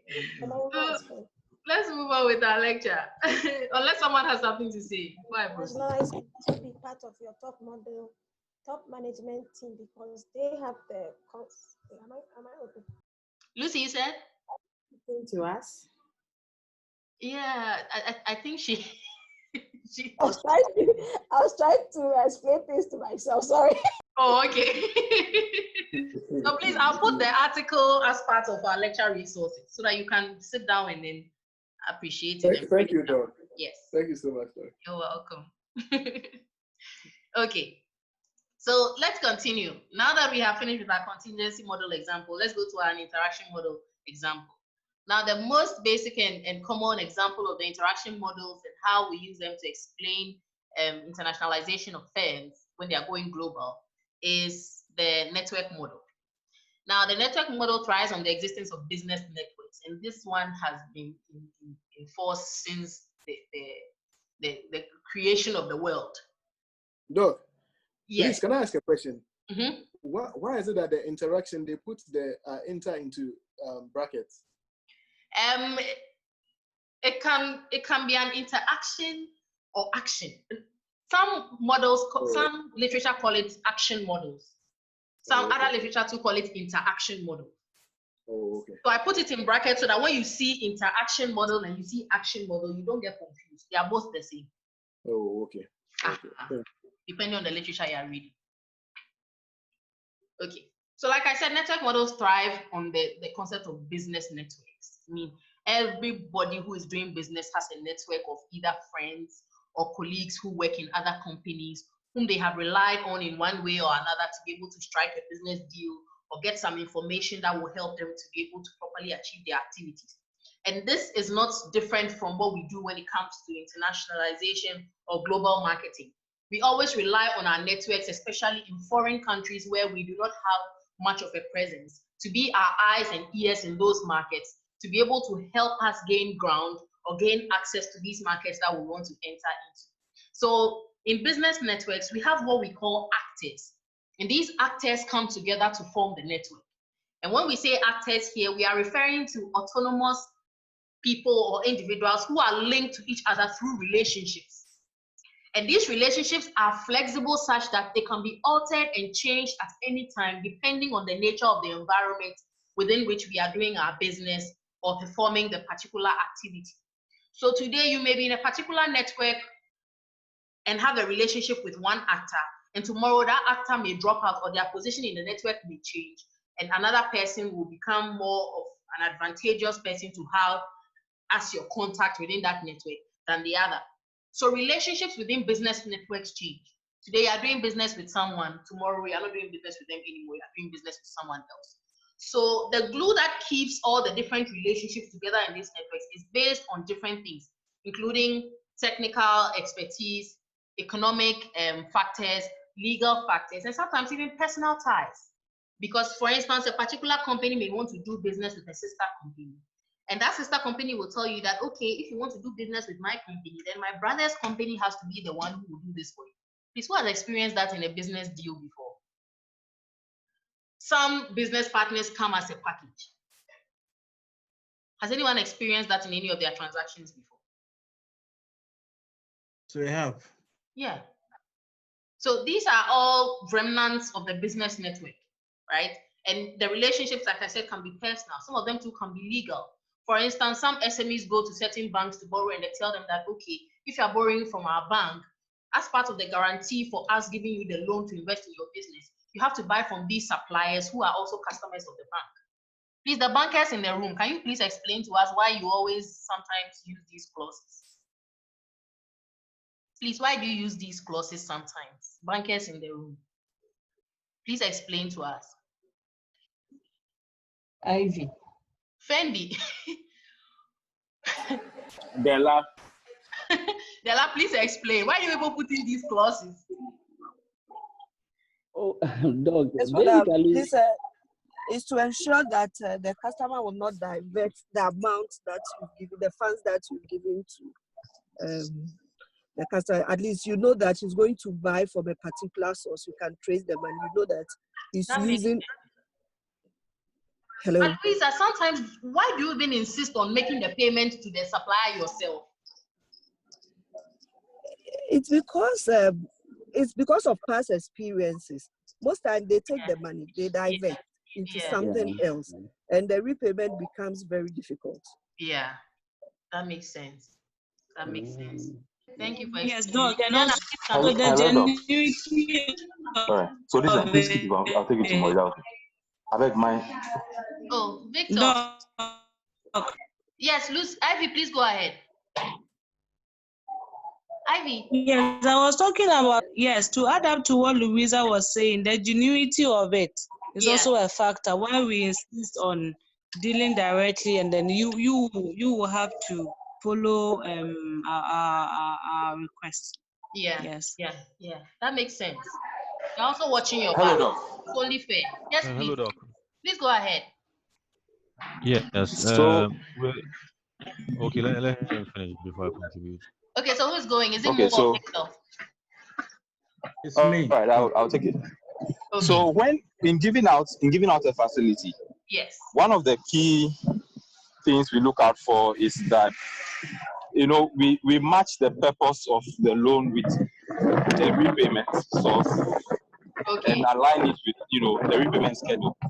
So if we give you a facility and you don't use it for that purpose, and use for another purpose that one may not reap any benefits or may not bring you will not align with the repayment schedule, it will definitely default. So we have to ensure. So that's why sometimes we prefer to pay directly to maybe the vendors that you deal with or the suppliers. Just to make sure that you are using it for the purpose as we agree. Yeah. That makes sense. Thank you, Victor. Juliana, your hand is up. Did you have something to add? Yes, Doc. So to add on to what they've already said, we have different loans for different purposes. So depending on the specific client's need, we give a specific type of loan. So we can give an overdraft, which is most likely would be used for working capital, or we can give an import loan, which is specifically for import purposes. Wow. And so even one client can have different kinds of loans. Like we have clients in the bank who have like 5 different kinds of loans, right? For different amounts and for different purposes, exactly. And so then we cannot jam it all up together and just put that money in the client's current account. Of course, they would misuse it. And like Victor explained, paying back would become very difficult. So for instance, if we give a client an LC, we would most likely pay directly to the supplier's bank. Because per the terms of the LC, we would expect that on due date, the supplier's bank would take the money from whoever is supposed to bring it back to us and then pay us directly as well. So then if you just, for people, more money means they can do so many other things with this, right? But if they know that this is for this purpose and they are supposed to pay depending on the terms of the loan, then there will be a very less possibility of misusing the funds and then of course defaulting the payments of the loan. That makes perfect sense. Thank you, Juliana, for explaining that. So that emphasizes the importance of the business network, because technically the bank is using their network of suppliers to ensure that you are able to pay back the loan. And in this case, the likelihood that you will be dealing with a partner who is not reliable or is not authentic will also be minimized, because the bank will almost always have within their network trustworthy suppliers and vendors to connect you with to do business. Ivy says a car loan will be given and then the customer will use it to marry a second or third wife. I've heard these stories too. Thank you for adding that, Ivy. So based on the network model, a firm that is operating within a domestic context, who perhaps may not even know any firm in a foreign country, through perhaps members of the network that they have in their domestic market, will be able to gain access to foreign markets. And like I said, if the person is in Ghana here and is saving with a bank like Uppsala has subsidiaries and locations in other countries where they also have networks. So if you are borrowing from Uppsala and you are part of, say, their SME loan program, they can be able to connect you to suppliers and sellers and agents in those foreign markets who you can make payments to and send goods to and exchange cash through their network within the bank to be able to ensure that you get your business done. So that's a good example of the network model. Thank you all for sharing your knowledge in regard to the banking networks and loans with us. So a basic assumption in the network model is that the individual firm is dependent on the resources that are controlled by other firms. In this case, we've seen that the other firms within the network of a firm can be perhaps their bank, perhaps their country's trade institution. Here we realize that the Ghana Export Promotion Agency and the NBSSI are used by a lot of small scale and medium enterprises in Ghana, and as part of their network to help them to export their products and services to other countries through internationalization. So it is very important for such small firms who may not have this international access to depend upon the resources that are offered by firms or institutions like the Ghana Export Promotion Agency and the NBSSI to be able to help them to achieve their internationalization goals. So here, by relying on these institutions and the resources that they have, the companies or the SMEs who are involved can get access to the external resources that these companies control to be able to fund or fuel their internationalization activities. Now, since the development of positions within the network model takes time and depends on resource accumulation, a firm must establish and develop their position in relation to their counterparts in foreign networks over time. Like we just saw, it's not every bank that will give you a loan. There are certain criteria that you have to satisfy, certain assessments that they have to do to make sure that you merit being part of this network that they have of debtors who have borrowed from them, who they are going to connect to their suppliers to make sure that they are able to do business, generate returns, and pay back the loan. So the internationalizing firm is initially engaged in a network that is primarily domestic, where the relationships can be used as bridges to other networks in other countries that we have established. The bank can be the link between the small SME whom they've given a loan to a foreign supplier who they'll be selling who they'll be buying raw materials from to be able to produce goods, or to a foreign agent who they'll be sending their goods to sell and then wiring the money back to them through the bank, right? So that is a good explanation for the network model. So let's look at an example of an international network, which has to do with 4 different countries, where we have country A, country B, country C, and country D. Now we see that in the different countries, there are different actors and different institutions that are at play, all interconnected and performing different activities for each other. Now, in the diagram, we can see that country A is the home country. And in the home country, we have a sub-supplier who has a head office there. We have a governmental organization. In Ghana here, we can say the NBSSI or the Ghana Export Promotion Authority. Then we have the head office of the firm, as well as the bank that the firm saves with or does their financial transactions through. Now, in the home country, all these individual actors also have partnerships or relationships with other actors and individuals in foreign markets.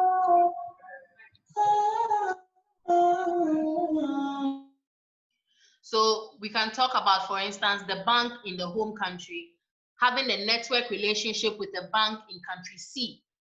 And the head office can use this relationship that the bank in country A has with country C to fuel their internationalization activities in country C, to be able to reach customers, right? Because the bank in country C also has a relationship with a sales subsidiary, which performs downstream functions. So we at the head office can use our relationship with our bank to link up with the sales subsidiary in the foreign country through their bank. So you see how that network is operating from head office to bank, bank to subsidiary, and then back to us at the head office. So this is another one whole network of relationships, right? Likewise, we can go through the sub-supplier here, who supplies us at the head office with our raw materials. And then through that, engage with a subsidiary of the sub-supplier to help us to sell our products in country B. But we can only do that through the network relationship we have with the sub-supplier head office in our home country, who will link us to the sub-supplier subsidiary in our in the foreign country, who has a relationship with the whole production subsidiary over there. So we can decide to go through this relationship that we have with the sub-supplier head office to relate with the sub-supplier subsidiary, who will link us up with the production subsidiary to be able to produce our products and sell them. So you realize that there are different network actors, including upstream actors who perform upstream functions, as well as downstream actors who perform downstream functions, and governmental organizations, banks, agents, and even individual customers, all of whom play a role and can form part of the network that will fuel a firm's internationalization activities and processes. So the network can be as huge and as broad as they come, with hundreds and thousands and millions of actors, depending on the different connections that you have with different institutions and different individuals. Oh, Michael, are you confused by the diagram? It's about looking at it at a unit level. So yes, I mean, after your explanation, I get it now. Good. So we can break it down into the different networks and how they link to each other on an individual level. So this is one of the basic network models that I have seen. We have an arm of research that we call network marketing. And there's a software that helps us to be able to generate network models that helps us to connect all the individual actors in networks. And currently they use it mostly in SME research and social media research, where they try to connect the network of relationships between social media users in different communities and platforms. And that one even produces more crazy and sketchy images than what we are seeing here. You see, but it's about the ability to break down the individual relationships level by level based on the different units and how they relate to each other. So this is an example of an international network and how a firm can leverage it depending on their internationalization objectives. So that is it for, yes, please. The diagram is powerful. Yeah.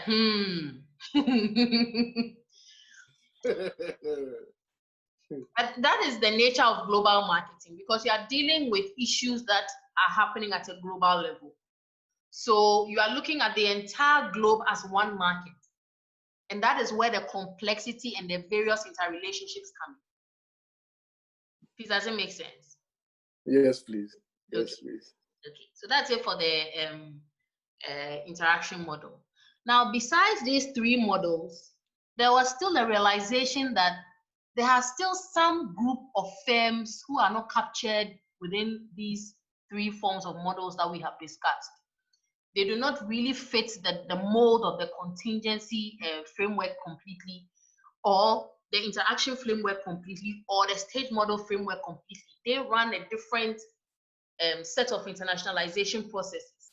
And two different forms of internationalization were identified as a result of this. And the first one is born globals. And when we say a firm is a born global, it is basically a firm that from its birth globalizes rapidly without any preceding long-term domestic or internationalization period.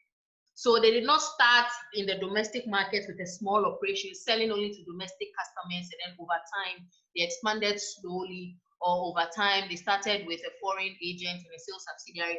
They just quickly from day one when they were created went straight to producing internationally.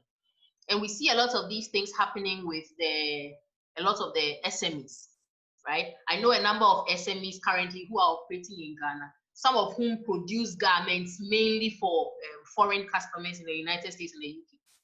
So there's a lady, for instance, that I know, she sews garments, is a very excellent fashion designer, but she doesn't have Ghanaian clients. She started her business mainly because there were people in the Ghanaians in the US and the UK who needed African clothing quickly for African events, and they were not finding vendors to sell to them.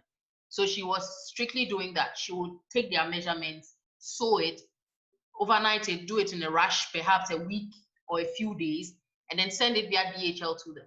So such a firm is born global because right from day one, their target market was not a domestic market. They were already serving foreign markets. And research has identified an increasing number of firms that do not follow the traditional stages pattern in the internationalization process, like we have just discussed. These firms who are referred to as born globals represent an interesting case of firms that tend to be an intersection between all these different kinds of models that we have discussed. Remember the framework we just saw in the article? It was looking at born global SMEs and trying to explain how they go global using contingency factors, right? So they operate under, outfit design is one of them. Okay, another one is global garments, great, right? So these firms often operate under time and space compression conditions, which have allowed them to assume a global geographic scope from the moment of their startup. Like I said, they can be able to overnight and rush a garment and send it via DHL to a customer in the US the next day. And because of the internet, they do not have to see the internet and all these information communication technologies we have. They don't have to see the customer before they can sell them what they need to sell. All they need is to get some specifications in terms of the height, the waist, the arm, the chest and back length, perhaps, sent to them either via email or via WhatsApp or via Instagram or Facebook, and they will quickly make the garment and then use a courier service to get it quickly to the customer. So they are always able to operate very well under time and space constraints because they do not, time and distance are no limit for them. What about a firm like Microsoft? Michael, please, can you throw more light in terms of Microsoft? No, madam, based on your explanation, I'm thinking that when they started with their Windows, you know, it just was meant for the international market, not for any local, you know. So they saw the whole world as one market. Yes. Yeah. So that's a good example. They were born global, you can say. Yeah. Right.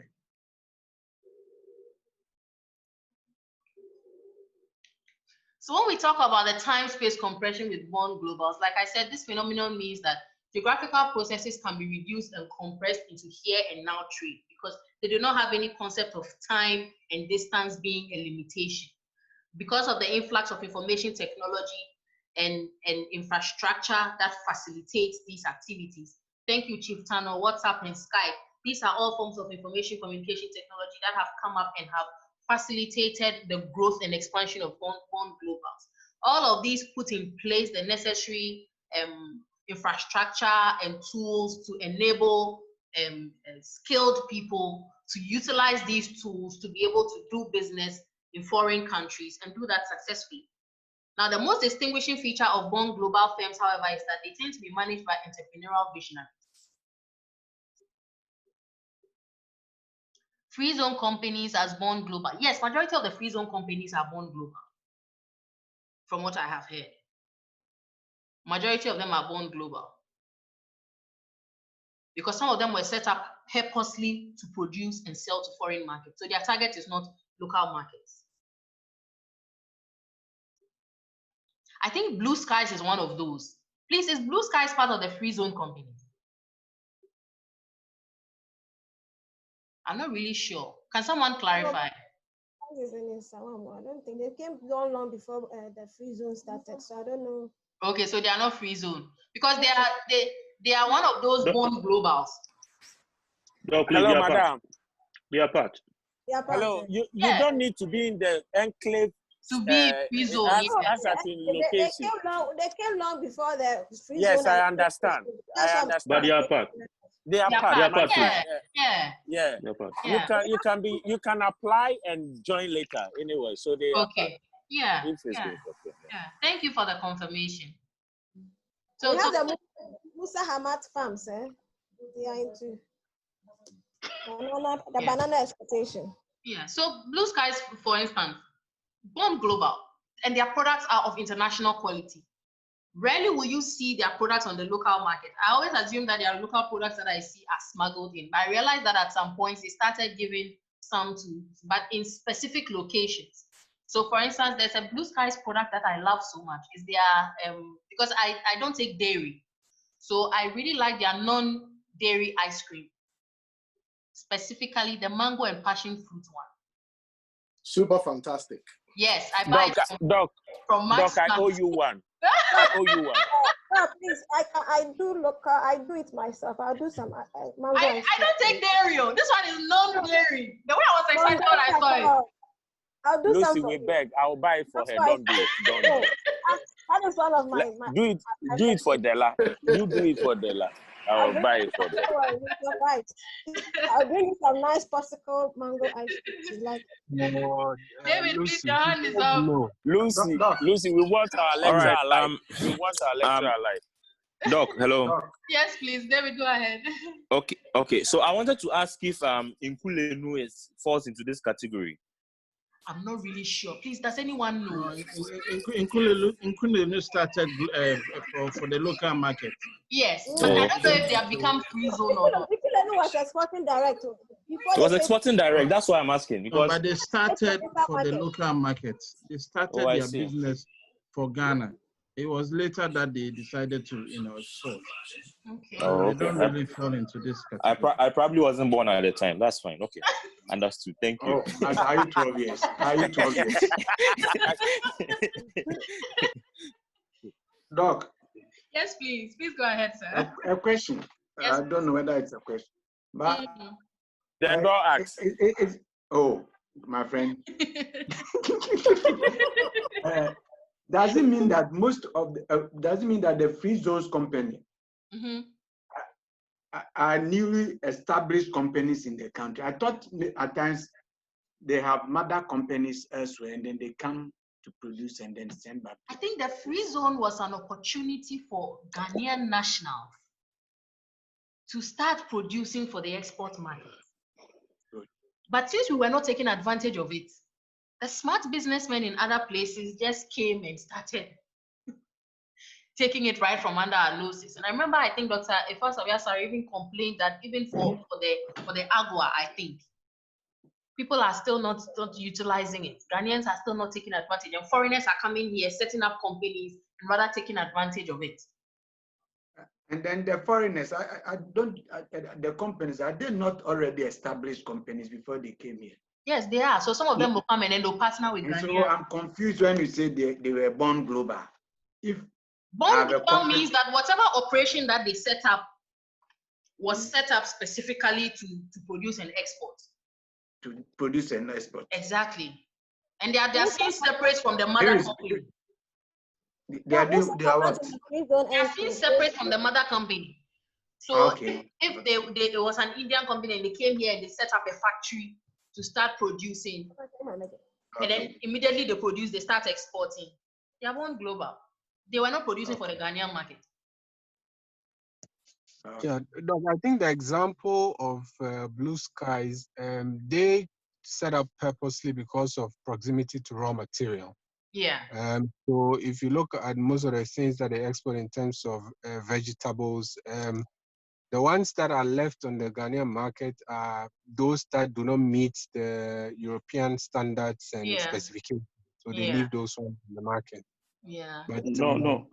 The thing is, whatever they produce, they have to export 70%. Okay. Every free zone company must export 70% of their produce. Yeah. And sell 30% locally. Yeah. Because I have friends who consume Blue Skies fresh abroad. And I was asking, how do they do it? Ama, you are saying something. Her goat is smiling. To animals. She's a friend to animals. Kenneth, your hand is up. Oh. That's a mistake, ma'am. Okay. David, are you okay?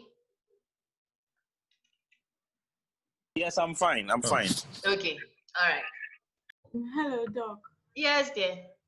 Sorry, I was trying to raise my hand, but I think I couldn't. Please go ahead.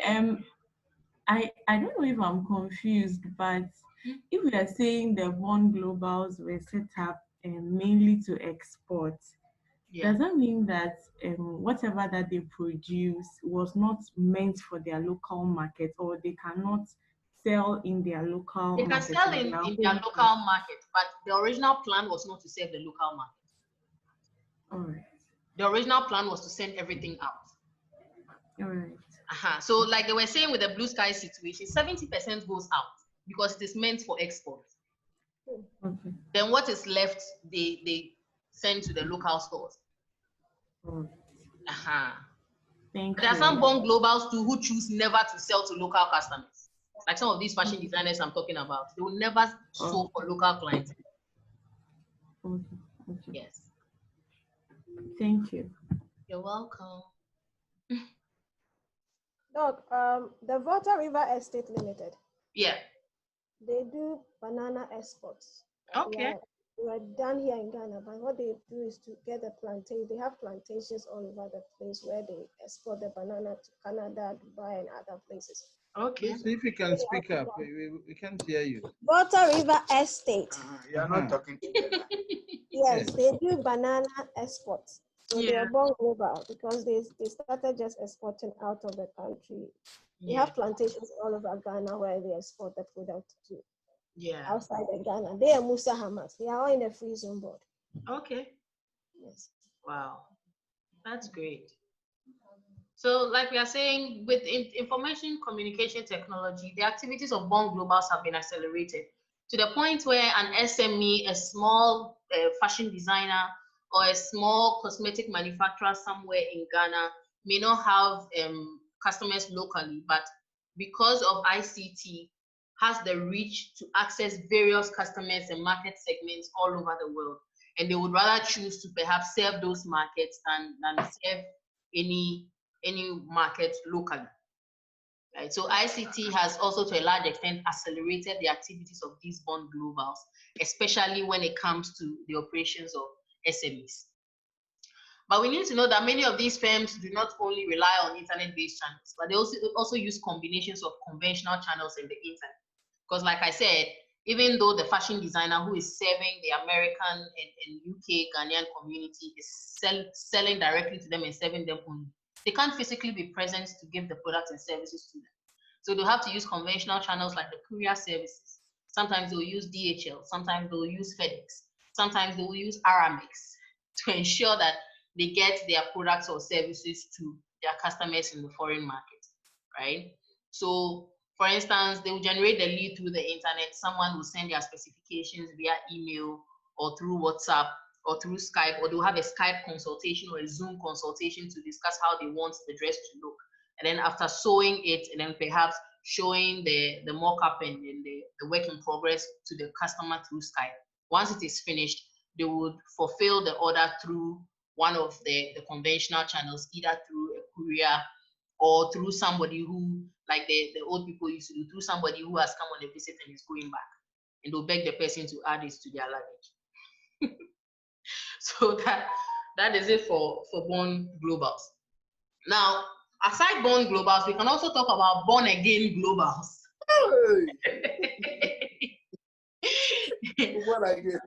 Born again globals. Now, these are they are born again because first, when they were born, they were not international, they were domestic. Then by some act of fate, for instance, some set of critical events that happens, the ownership of the company changes and it is bought by another owner who doesn't believe in serving the local market. So once they obtain the company, they change the whole direction and orientation of the company to fully serve the global market. So in this vein, by taking over the company, the old company that was only serving the domestic market and perhaps couldn't serve the foreign market because of lack of resources, will now perhaps have access to more financial resources and managerial capability as well as international market knowledge in the event that whoever the new owners are has some level of experience and has learned a lot about selling in foreign markets to enable them to now serve the global market fully. So when we say born again, it's like the literal sense where the individual was a sinner and has now found Christ and is a new creature. The firm was like Lucy. The firm was fully domestic. Found a new owner, and then all of born again. It's now fully global. So that is it for the born again globals, right? And then aside from born again globals, we have the born regionals.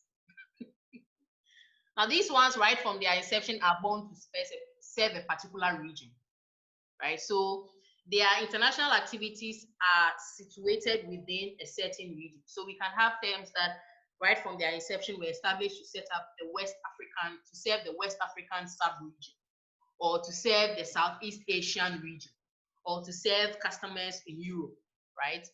The international activities of the firm only take place within their home region. So if the firm is set up in Ghana, and then the plan is to serve the West African sub-region, we can call them a born regional company. Juliana, your hand is up. David, your hand is still up. Chief, your hand is up. I think. Hello, Juliana, Doc. yes. Okay. Yeah, my question is, with your explanation of the born global, yes. the born again global, is it that the management must necessarily change before we call them born global, born again, or it can be the same management, but the orientation or the direction of the company changes to internationalization? Exactly. So we are saying that the internationalization comes about as a result of critical events. So the critical event can be new ownership, or like you're saying, the changing of the orientation of the current ownership from serving domestic to serving fully foreign customers. Okay, so right. so I can give an example of African World, where originally they were meant for the local market, yes. To serve the local market, but now they are doing international flights. Exactly. Okay, thank you. You're welcome. So that is it for Doc. Yes, sir. On the born again. Yes, please.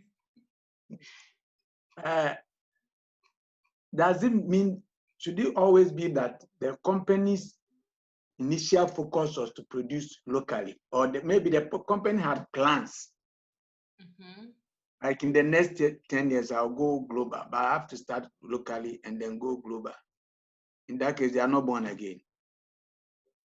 They are born again. You started and you were only doing local, right? Local. Then all of a sudden you say you won't do local again. You are only doing global. International. Yeah. Yeah, that's born again global. Okay. Evans, you'll be born again soon. Eh? Chief, please go ahead. Oh, I've spoken, but now I'm born again. I'm now in cohort 1. Okay.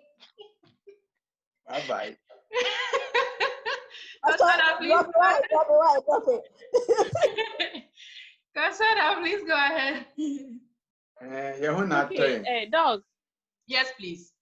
With respect to the African world example, does it mean that the born again global, they leave the domestic market completely and they focus on the international market, or they still operate domestic and international? It's true. Is Africa World still serving the domestic market?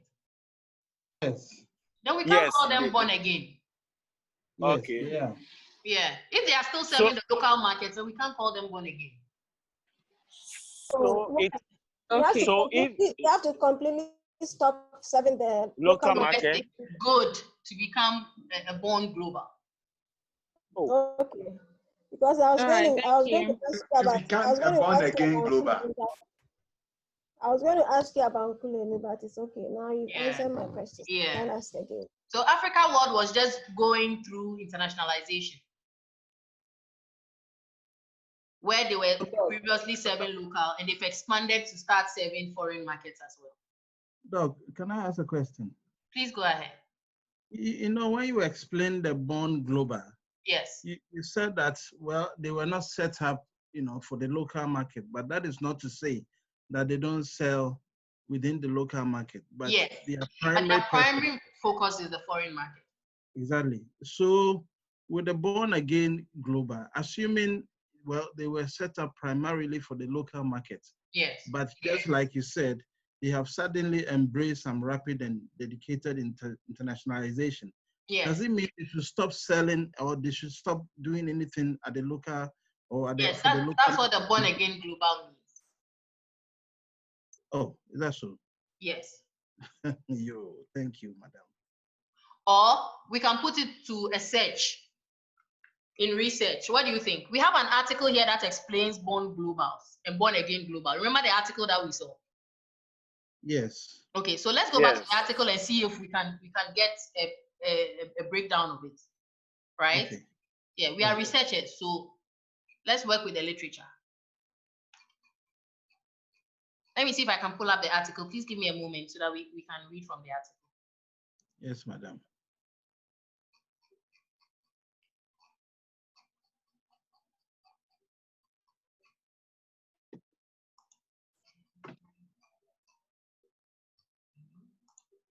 Okay.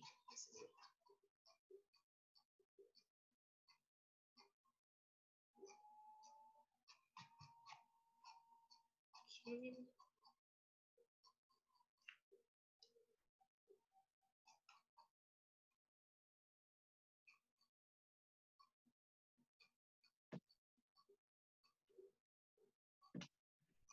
Okay, the Born Globals. Okay, so I found the article. Please, I'm sharing the article now. Please, can we see it? Yes, madam. Okay, so they said what? The steady increase in global business relationships has led scholars from entrepreneurship, but also from strategy and organizational sciences, to pay increasing attention to the phenomenon of born global firms or international new ventures, global startups, and early internationalizing firms. These firms internationalize virtually from their inception. By leapfrogging internationally, they challenge theories that view internationalization as an incremental process with several stages over a long period. While there is absolutely no clear definition, neither theoretically nor empirically, of a born global or similar concepts. Please, do we see this sentence? Mm-hmm. It's very, very important, based on the impasse we are having, to appreciate this sentence. They said, while there is absolutely no clear definition, neither theoretically nor empirically, of a born global or similar concepts, any definition of a born global generally has qualitative and quantitative dimensions. So they are telling us that there's no one set definition. So there will always be lapses and some confusion here and there. Okay. Good. Right. But they are saying that generally there are certain dimensions that the born global concepts must have.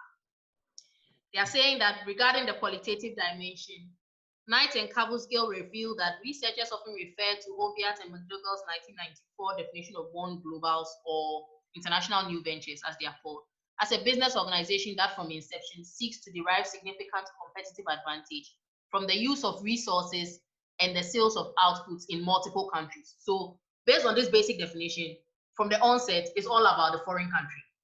Yes. Good.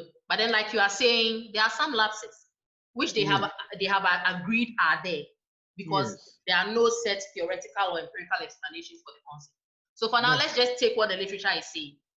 Yes. That there are business organizations that from inception. So Doc, then it means it is possible that a born again global will not leave the local market completely. Completely, exactly. But at this point, we are saying it on an anecdotal level. So Michael, why don't you do your thesis on this thing? Then we'll do a paper. Then we'll put it out there. Then we'll justify our point. Doc, please. Doc, I would like to do it. I'll do it. Yeah, as long as you help me. Because as we are arguing now, it's anecdotal. As long as you be my supervisor. That no one problem. Oh, we won't agree. We won't agree. Then me too, I'll do it. Into what is this? So that is it for the Born Global firm. Yes, Lucy. I'm reading somewhere. They're also saying that the Born Again Global, both parties share capital, but the rapid intensive internalization, that those ones were localized for a very long time before. Yeah, I think there's a born again global. There's a born again global. So let's read that part. Yes. Lucy, hold on. Let Doc read, please. Okay. I'm reading, that's what I'm saying. I didn't know he's read. I didn't know she's not read. Sorry. Okay. Oh, okay. Thank you, Lucy. So for the born again global part, they are saying that according to Bell et al. 2001, there is growing evidence of a new phenomenon, which is the emergence of born again global firms. Now they are defining a born again or reborn global as a domestically focused firm that undergoes a strategic change and transforms into a globally focused company. Yes. So based on this, they have been, when they metamorphose, they ignore everything domestic. No, Doc, that it I now don't think becomes that's global. what Okay, let's read on and see if no, okay. will clarify. Specifically, and following Kuvalainen et al. 2012, are two defining criteria for born again globals that mirror the aforementioned qualitative and quantitative dimensions of born globals are: first, it is a business that from inception has not sought to derive significant competitive advantage from the use of its resources and the sales of output in multiple countries, and has not achieved a foreign sales volume of 25% within the first 3 years of its inception. Second, following a strategic change, this business organization seeks to derive significant competitive advantage from the use of resources and the sales of outputs in multiple countries, and reaches a foreign sales volume of 25% within 3 years of its strategic change. Okay. So Michael, this justifies what you say. Yes. So they will still have some domestic. Yeah, yes. Yeah. But their focus will be on the foreign market. On the foreign market. Yeah. But they are saying that defining the key concepts will benefit from further research and academic discourse. Okay. Because they observe, for instance, that debates on measuring the degree of internationalization benefited from such critical reviews and debates is still ongoing. So people are still debating how much of internationalization must a born again global firm have to qualify. Okay. Right. So like I said, Charlie, you push it. Sir, please, is that a research gap? Yeah. Kwame Akwa, it's not a say, it's a madam. Can RLG? Yeah. Yes. Oh, research gap. Research gap. Kwame, I can hear you. Hello, Doc. Yes. Yeah, I'm saying that I'm working on internationalization. Okay. And I can't find a Mouth organ. Kwame, we can barely hear you. Gap. Can this be a research gap? Kwame, talk to you after class because we can't hear you. Yeah, we can't hear anything you're saying. Kwame, just type it. Hello, Doc. Yes, please. Please go ahead. Type. Fendi, please go ahead. Hello, Doc. Please, can you hear me now? Please, Doc. Doc, RLG company, can it be an example of a born again global firm? What explain? Yes, because based on the definition that we have, the firm has to have been set to serve the domestic market. Then there'll be a strategic change that will lead them to start focusing on the international market. However, they will still have some footing within the domestic market. So is that what RLG was set up initially for domestic? Yes, it was set up for domestic. Okay. So they were producing their phones and their laptops in Ghana, and they were selling it to the Ghanaian market. But later on, we didn't hear about them again for some time, and then we heard they were in other African countries doing very well there. So they are complete born again global because they are no longer in Ghana. Mm-hmm. Or Fendi, now they are no longer in Ghana. Yes. Yeah. Now they are no more in the market. Yes. Yeah. So I think they qualify as born again global. Thank you, Doc. You're welcome, my dear. Yes, Kwame, it can be a research gap. Trying to. Thanks, Doc. Yeah, but you have to be able to review the literature to see the different definitions of the born again global, because they are saying that there's a lot of debate around what percentage should be international and what percentage should be local to qualify as born again global. So your research gap can be about comparing the different arguments that have been made and coming out with your conclusion. And that will be your research gap that you can fill.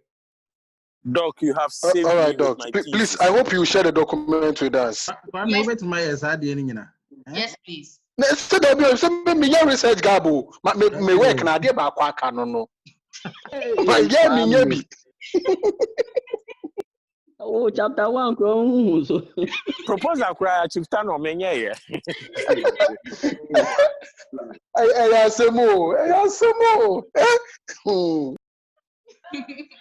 Kwame, enough of your research gap. Yeah. So that is it for the Born Again Global. Like I said, this is one academic article, and they have produced one part of the debate. When you go into the journal databases, you can be able to pick out a lot of other journals that are also presenting other sides of the Born Global argument. So by synthesizing all these arguments and coming out with your own final conclusion on where we should be heading based on the different arguments that you have seen, is addressing a research gap. Yeah, but like we have realized with global marketing, there's a lot that we still need to figure out. That's what makes research beautiful.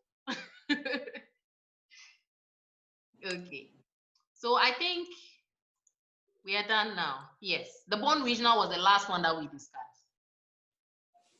where we said that the firm is initially born from day one to serve a certain number of countries within a certain geographic region. So the firm can be established in Ghana, but it was established not to serve the local Ghanaian market, but to serve countries within the West African sub-region. And that is what we can call a Born Regional firm, right? Some firms may be established to serve specific regions like Europe, Asia, South America. There are so many other regions. We saw that firms like Unilever have intentionally created their own different regions of the world where they do their business, right? So firms can be initially set up to serve specific regions, and such firms are known as Born Regionals. So what are we saying? We are saying that based on the theories that we have seen and what is going on in the literature, the debates and the arguments with regard to the various models and theories underpinning internationalization, there are various extreme pathways to internationalization. No firm currently fits a specific mold. What we see is an amalgamation of different forms of the theories and models that we have discussed into what suits a firm based on their capabilities and resources, as well as their competencies and what market they feel is the best fit to their resources and competencies, as well as their internationalization objectives. So we are saying that regardless of what a firm does, they will always fall in between two extremes. One extreme being the organic pathway, which the stage models propose, which has been underpinned by models such as the Uppsala model, and then the process internationalization model that tells us that internationalization proceeds in stages in a sequential manner consistently over time, where firms increase their commitment as the years go by, starting from psychically distant, psychically close markets, and then slowly expanding into markets that are more psychically distant. Or they are the extreme where we are talking about the Born Global pathway, where a firm from day one is set up to serve several foreign markets or one particular foreign market. We realize that based on the discussions we have had and what we have seen in the literature, firms do not fit a specific mold, be it one extreme of the organic pathway or the other extreme of the Born Global pathway.